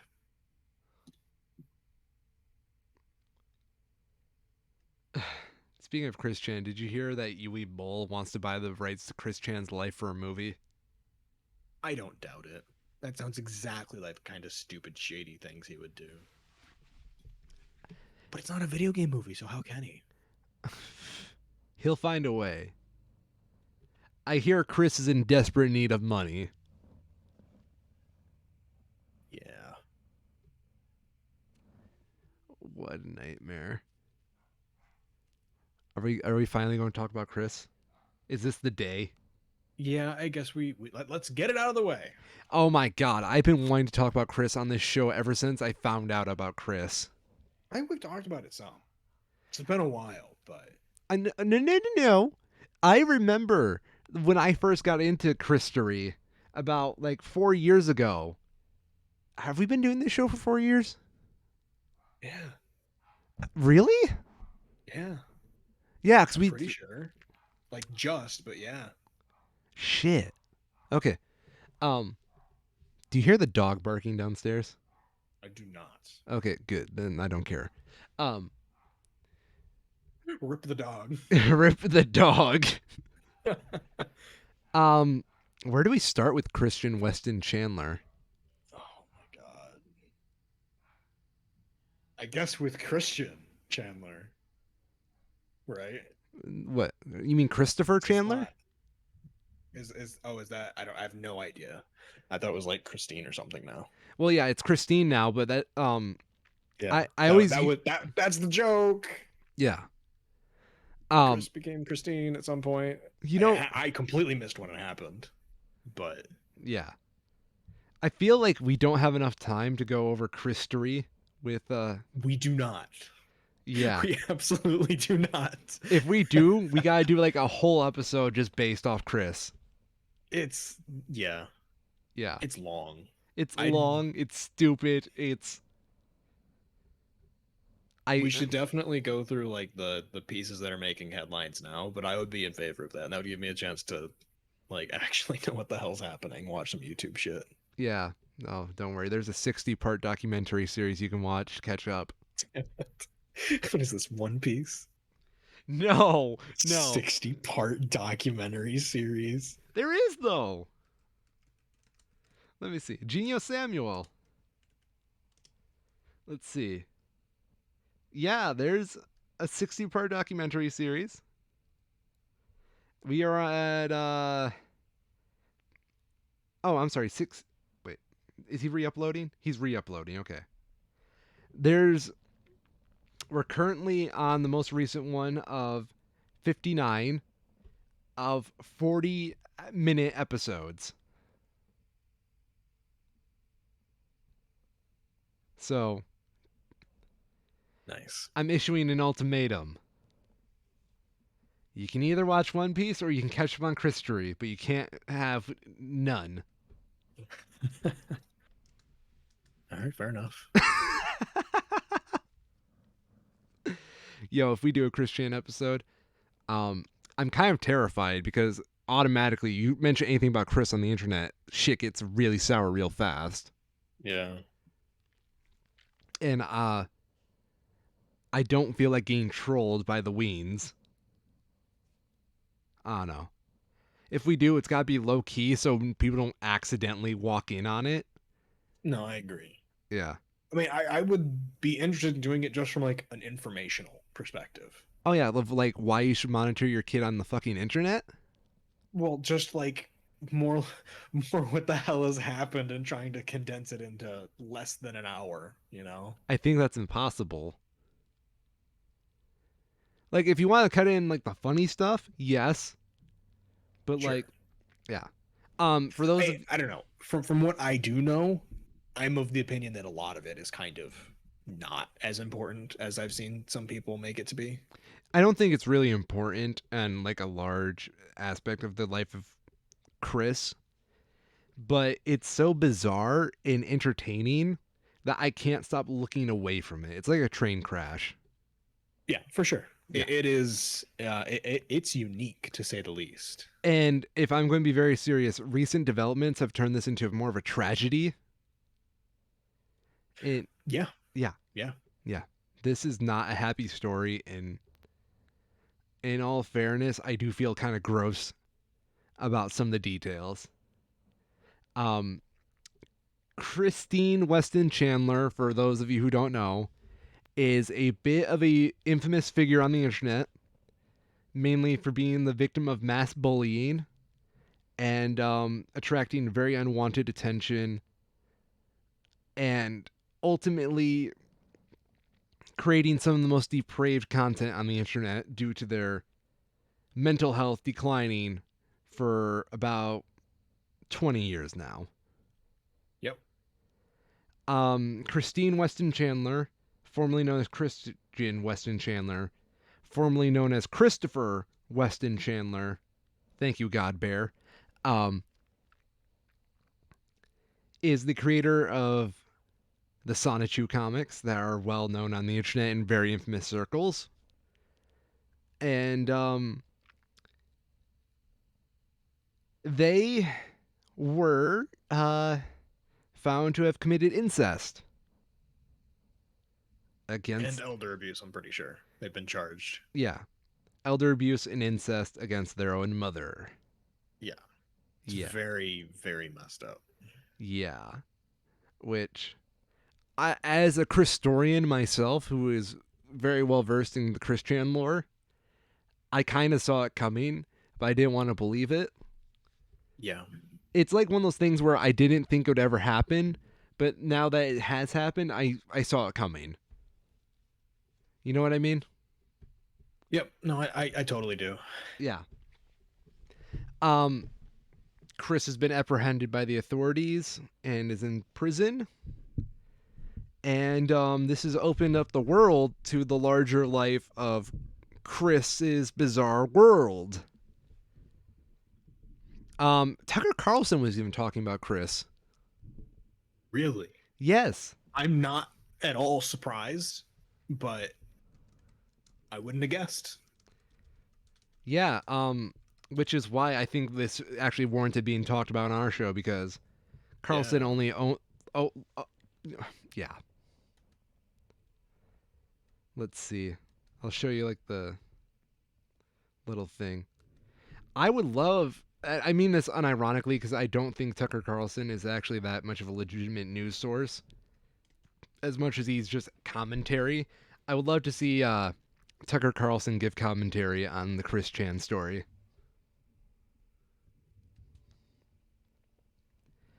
But for those of I'm you, sure it's not positive in any way. I mean, how do you like Chris Chan? Of course, did some horrific things allegedly, but I don't trust Tucker Carlson to cover those in a way that is at all respectful, or non-bias, like or anything. He's just he, in their own words, he's not a news source. He's an entertainment source. yeah, he literally is.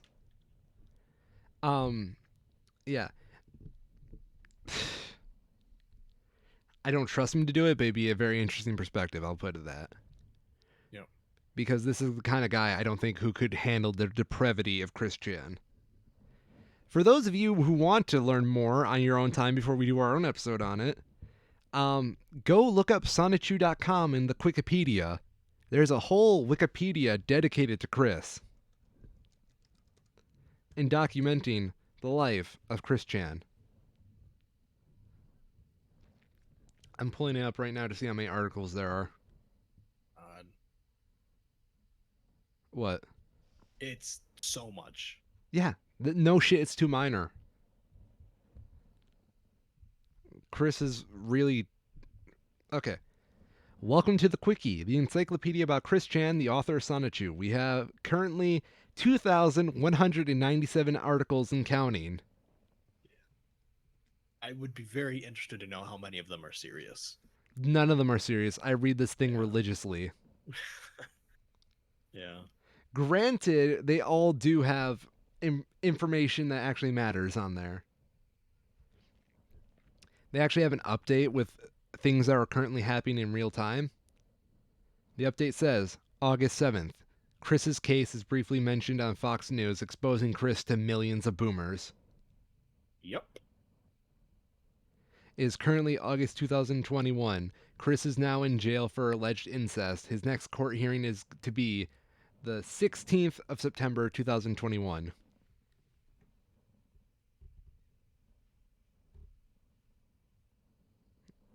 Yeah. Yeah. Yeah. You got anything you want to add to this?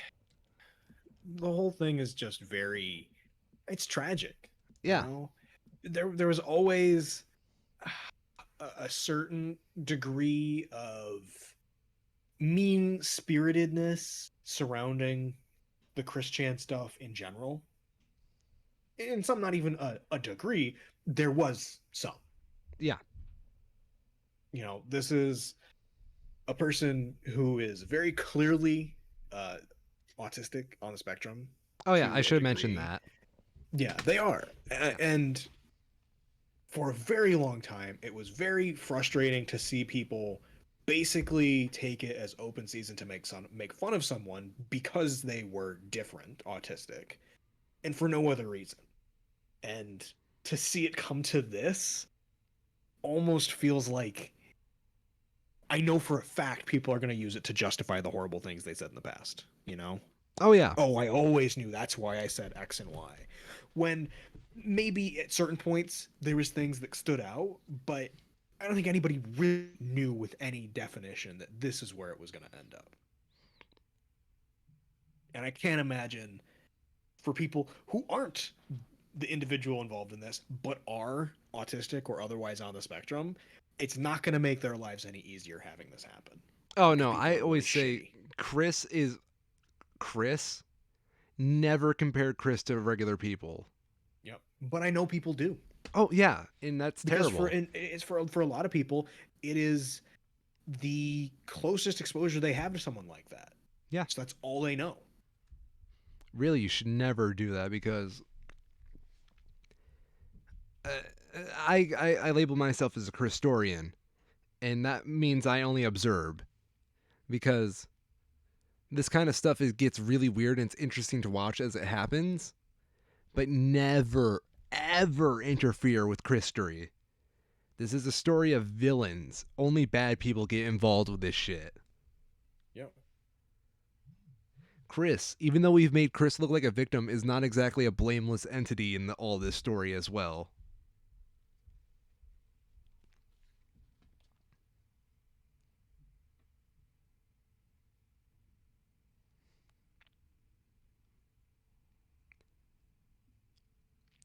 Any other comments before we just close this case for a while? Not on that issue. Good. Um, It's something that definitely needs a measured response, you know. that's a hard thing to do with Chris. It's very hard. And it's been made much more difficult from recent events, but I still feel like it's required. Yeah. Um. Yeah. We should do a Chris Chan episode. We just gotta make sure we don't market it as the Chris Chan episode Yeah. because again, so toxic that mere Yeah. No, mention of it's Chris uh, brings bad shit. you know. In other news, Yes. uh, Pumo. Jeopardy Oh. has announced who their new hosts will be. Yeah. Have you heard? I have. I'm not happy with it. No, No. I I don't know who one of there's gonna be two people apparently that will be the permanent hosts. One is apparently the producer for the program, Mike Richards. Don't know the guy. Yeah. The other one is actress Mia Bialik. Yeah. What are your thoughts? I've never personally really watched or been particularly interested in Jeopardy. Well, you see, my girlfriend is a Jeopardy fangirl, and I will say, I've never, ever cared about who was going to host it too hard, hmm but I don't think Mike Richards is a good pick since he literally comes out of bumfuck nowhere. Really? Yeah. I've never heard of him. I apparently me and Bialik hosted two episodes at some point. She was good. I'd be very interested to see how she did because it seems like a very different thing than what she's done in the past. Whether that be her like professional, her her actual education, or as an actor. Yeah. I have no idea who Mike Richards is, That's my so thing with I Mike can't say. Richards. Yeah. American television producer and game show host. Yeah, literally the second line in his Wikipedia is Richards is set to succeed Alex Trebek. I liked LeVar Burton as a candidate. I could totally see that. Yeah, I wanted him to be the candidate. So, I understand that hmm when it comes to picking a host for a game show, you have to have someone that's consistent, that's willing to dedicate literally years of their career to this shit. Yeah, definitely going younger helps with that. Yeah. And LeVar being an established figure would be kind of harder because, like, besides Jeopardy, what did Alex Trebek really do? Yeah, pretty Yeah. much nothing. It was just he became an icon on it. I mean, I know he's done other stuff. Let's look it up. Let's Yeah. see. Yeah. I know he's done other stuff. Oh, Google, that's great. If you Google Alex Trebek, it comes up with a "Did you mean who is Alex Trebek?" Which is just amazing. I don't know who at Google did that, but that is Oh, incredible, and my thank you for it. heart.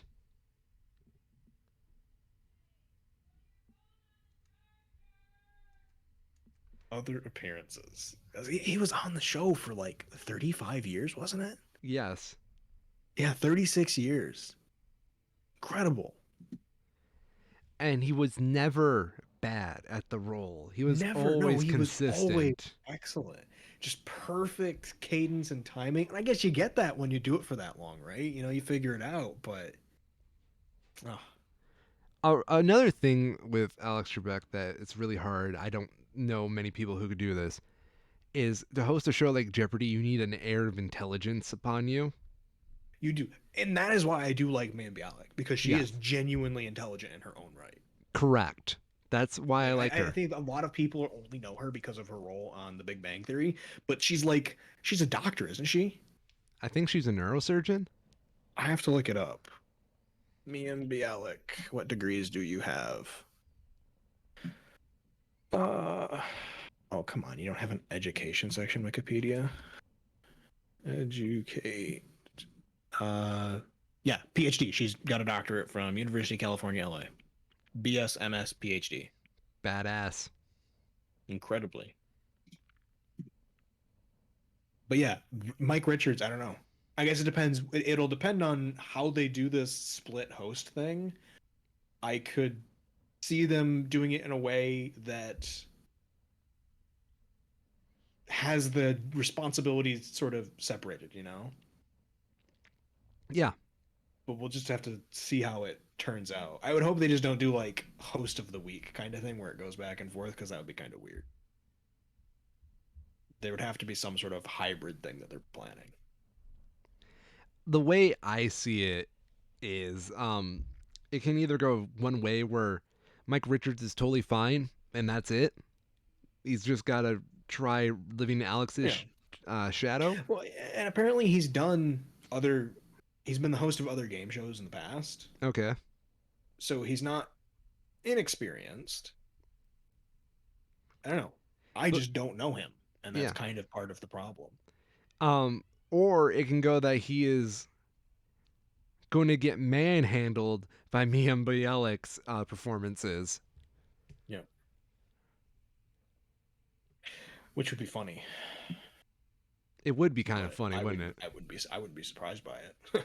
I would love to see a year from now whose episodes get the most ratings. Yeah.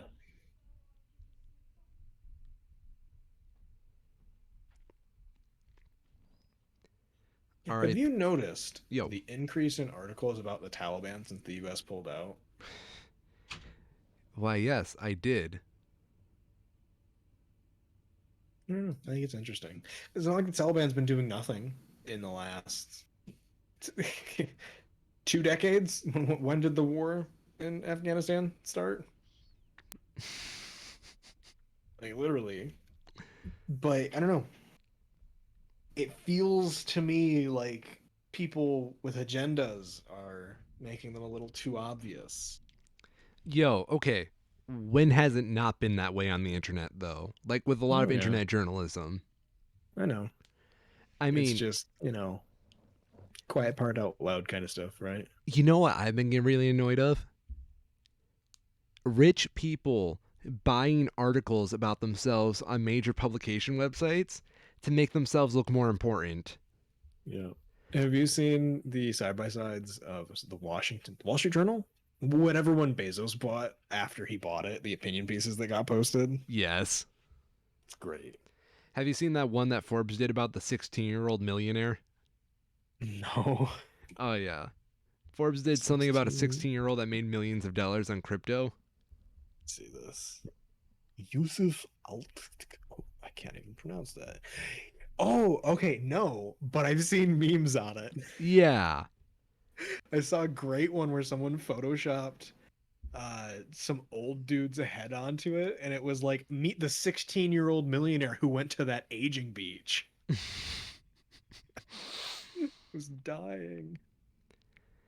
I just want to point out that it's really weird that they would just randomly do an article about some 16-year-old who had enough money to buy an article, especially when they were a private citizen. Yep.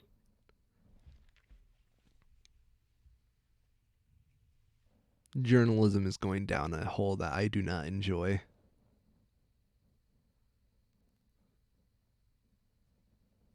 Yeah. You know you can buy your own Rolling Stones article? I don't doubt it. I'd imagine Rolling Stones is pretty cheap. I don't know on top of my head, but yeah, you can buy your own space in a Rolling Stones Hmm.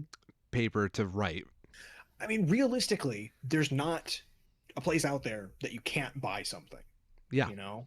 Like, let's go to the BBC and see how long it takes to hit a promoted article. let's do it.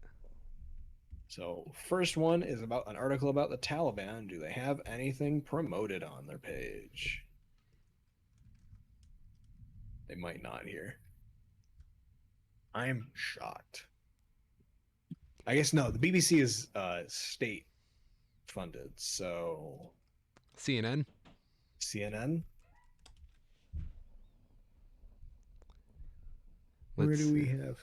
So when you get, yeah, I have an ad blocker on CNN. It's clearly not working though because I'm still seeing your ads. So I for don't. something like CNN, they just run ads, you know? Yeah. So you just buy an ad and frame it to look like not an ad. Oh, you know what's a really bad one? Yahoo. Yahoo is atrocious. Here we go. Right here on CNN, we have three categories: opinion, CNN podcasts, and paid partner content. Oof. And they look exactly the same as the rest of their articles, but they're made by Lending Tree. Quicken Loans. Yeah, they have a price. They all have a price. They all do. Metro by T-Mobile, get the iPhone 12 mini.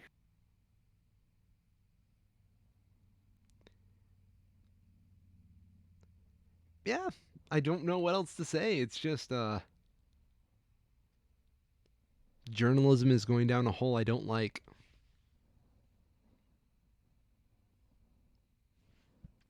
I'm on Yahoo News now. Oh, literally the second story is an ad. It's called Always Put a Crayon in Your Wallet While Traveling.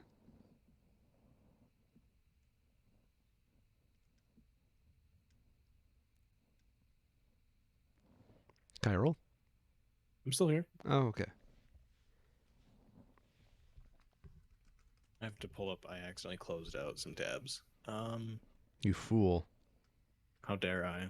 Yeah. Russian millionaire admits killing man he mistook for bear. Did they just have a Russian Dick What? Cheney? Apparently. Igor Redkin. Igor?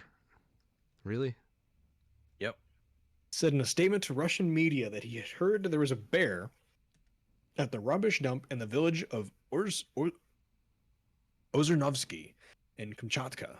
Wanting to scare the animal away, he fired his gun, but later, quote, learned that a local resident was wounded in the area at about the same time. The 30-year-old man who was shot later died in hospital. Oh no. Yeesh.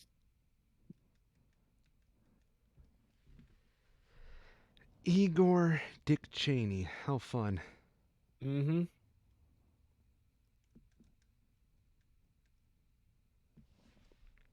Apparently, Italy has recorded a day of this is the hottest temperature ever recorded in Europe. Wow. Really? You want to take a guess what it is? It's very hot. 124. Not quite. 119.8. Oh shit. That's really fucking hot. That is hot. I think it hit that in Canada though this year, didn't it? Let me look this up. There's some loud ass thunder coming outside. Oh, is there? Yeah. Dude, I don't know if anybody's got this, but Michigan's got some bad storms tonight. Yeah. Oh, this was very close. June 29th, it hit 117.1 in British Columbia. Fucking Canada. Yeah, last night when we got hit with the big storms, then I was on my computer, um, and I don't know what happened because power didn't go out, but everything flickered, and I made that decision that it was probably time to get off the computer for the night. Hey, look at you being responsible. It's like, huh? Like I don't know because there's also it's the exact time of night where everybody is home, so everyone has their air conditioners running, Yeah. and like is it this it's probably the storm, but the storm combined with that, do I want to be the one who causes a brownout? No. So yeah. Last night, I had no one in the store for like a good half an hour, just myself. Mm-hmm. So I went out to look at our parking lot, and watch the storm pass by, and we had those like nice little ottoman chairs that they have outside of stores to like advertise them. Yeah. So I just sat in there and just enjoyed watching the storm pass by. It was pretty good. Boomer moods. Boomer moods indeed.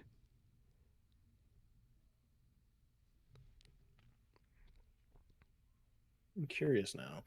Have you guys gone back to have you changed your signage regarding COVID at all? Okay, so no, we haven't, No. and Okay. I've appreciated people putting masks back on. Yeah, Um, I've started to because it's going back up, unfortunately. I am in a weird position about it because being a manager figure at the store, if I Mm-hmm. start wearing a mask, a lot of my associates are probably going to be pressured into wearing a mask, Oh yeah. and I'm afraid to because of how our customer clientele are. Oh, I believe it. Yeah. Yeah, they give you shit for wearing a mask right now. Um, I and especially being a young manager, it's really hard getting respect out of old people. Yeah, I don't like the situation I'm put in with this whole having to remask up. yeah, it sucks. Yeah, I would prefer not to get the Delta variant. So I I'm just trying to figure out when would be the exact tipping point where I'm definitely going to have to start wearing a mask. I know it's not going to happen because it's political suicide, but I would hope that the governor would come out with something soon. It would be political suicide. It would be. It's why my store is not doing anything about it. That would literally be losing all of the customers to the competition. Hmm. Like compared to other places in the nation, like Florida and Texas are doing way worse. But it's weird. What was that one? What? Florida and Texas are doing way worse. They have like hundreds of thousands of cases right now compared to our tens of thousands. And we have You Detroit. know, So that right? Like relatively, we are doing good, yeah, but at the same time, we've seen how fast it can go to being not good. to be in a shit show. Yeah, and I don't want that to happen again. Like I would just in Michigan alone, we've cracked over 1 million COVID cases total. What's It's our just embarrassing. population? Like 10 something. 10 million? No, it's got to be more than that. Let me check. I think it's close to that. Michigan population 9.987. So a ninth of our population got COVID. More like a tenth, but yeah. Yeah, that's pretty fucked up. 1 in 10. Yeah. One thing that is reassuring, even if it's too slow in my opinion, um, vaccine rates are still steadily keeping at what they have been, Yeah, surprisingly, I right expected it to around like dip out 10,000. right about now. That's why I'm kind of Yeah. impressed by.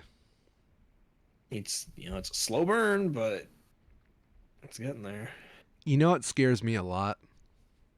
What's that? Stimulus checks are probably going to start drying up soon. And Hmm. with COVID rates going up right now, I feel like business is really going to crash coming this Well, fall. did you see the thing with the eviction moratorium? No.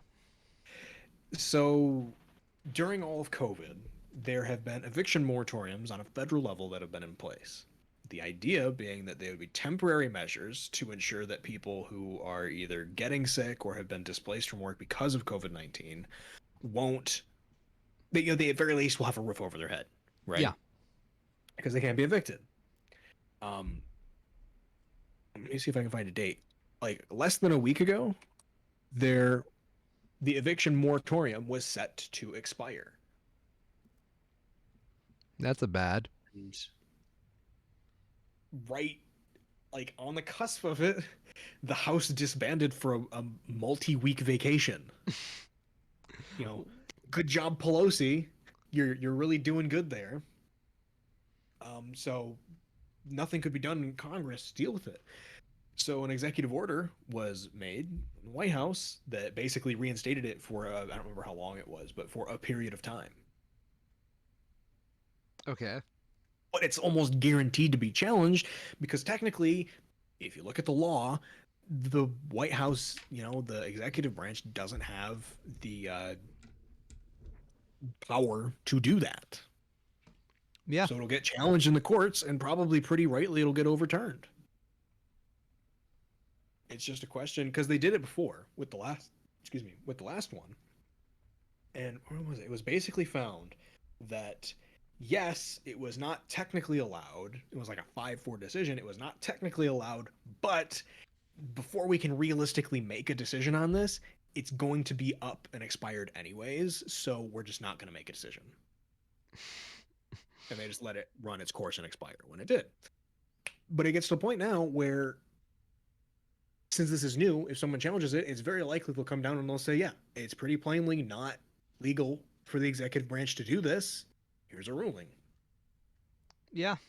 So it's very frustrating to see Pelosi in particular, because she's the Speaker of the House, punted away that blatantly. If I'm going to be very honest, Kyle, this sounds like Pelosi. What's that? What? What sounds like Pelosi? Just this kind of thing of hers? Oh, like as in it's just indicative of how she is? Yeah. Yeah. No, absolutely. Like, It's very frustrating. Oh my God. wasn't she like one of those people that was very pro student loan forgiveness, and then as soon as Biden got presidency, she's like, no. I have no idea. Uh, Probably. Wouldn't yeah. surprise me. Yeah. Everyone wants it, but no one wants to be the one to do it. No, because it only looks And good it's for a not their campaign. problem, right? Yeah. We should also probably, we're probably coming up close on 2 hours here. We are. Cuomo Cuomo. resigned Yes. for sexual assault allegations. So I guess good on him for resigning, but yeah. I never liked Cuomo. Who's yeah, I don't think many people did. Cuomo bought private prisons with his governor like ship and then Yeah. started using them to make COVID products and make a profit off the pandemic. Yep. Fuck that. Yeah. I'm glad like this is the lowest thing I can say. At least he resigned. Ouch. More than some others have done. So who's going to be acting governor of New York in the meantime? I have no idea.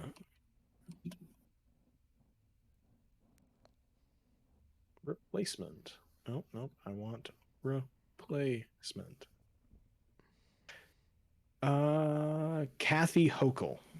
Okay, don't know who that is. She's lieutenant governor. Okay. Oh my God. Continue without spreading. I hate this so much. I don't remember where it was that I saw this. I'm gonna rant for a minute here. Go on. If you have an ad blocker up, the pop-ups that come up, almost all of them have some sort of continue anyway kind of thing that's super passive aggressive and tiny text. I just hate it. Yeah, Pisses sick me 'em. off. Yeah. So apparently Hochul will be the first woman ever to lead the state of New York. Ironic. Mm-hmm. People who know Hochul say the former congresswoman is ready for the job. Said on Tuesday she is ready to lead New York, which is still recovering from the pandemic. Well, it's not like Interesting. Cuomo She was. seems to be very much a New York politician. So Do you think Cuomo was definitely one of those people that was trying to go the whole New York strategy for presidency? it has literally never worked. It's, So if he is, it's a failed strategy. I'm just saying, Yang tried going that way. And look how it went. Poor Yang. He's still trying though. Yeah, you have to give Yang that. You know, he hasn't given up quite yet.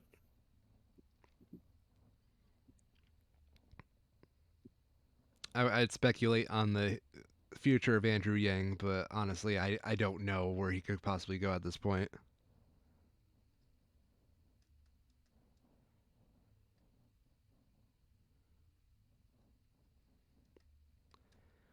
Is that all for the show, ladies and gentlemen? I believe so. Okay. Well, I'm Miss Orion, and I've been a Schmo. I'm Cairo, and I've been a Schmo. And this has been a really fucking loud storm outside my window. Have a good evening.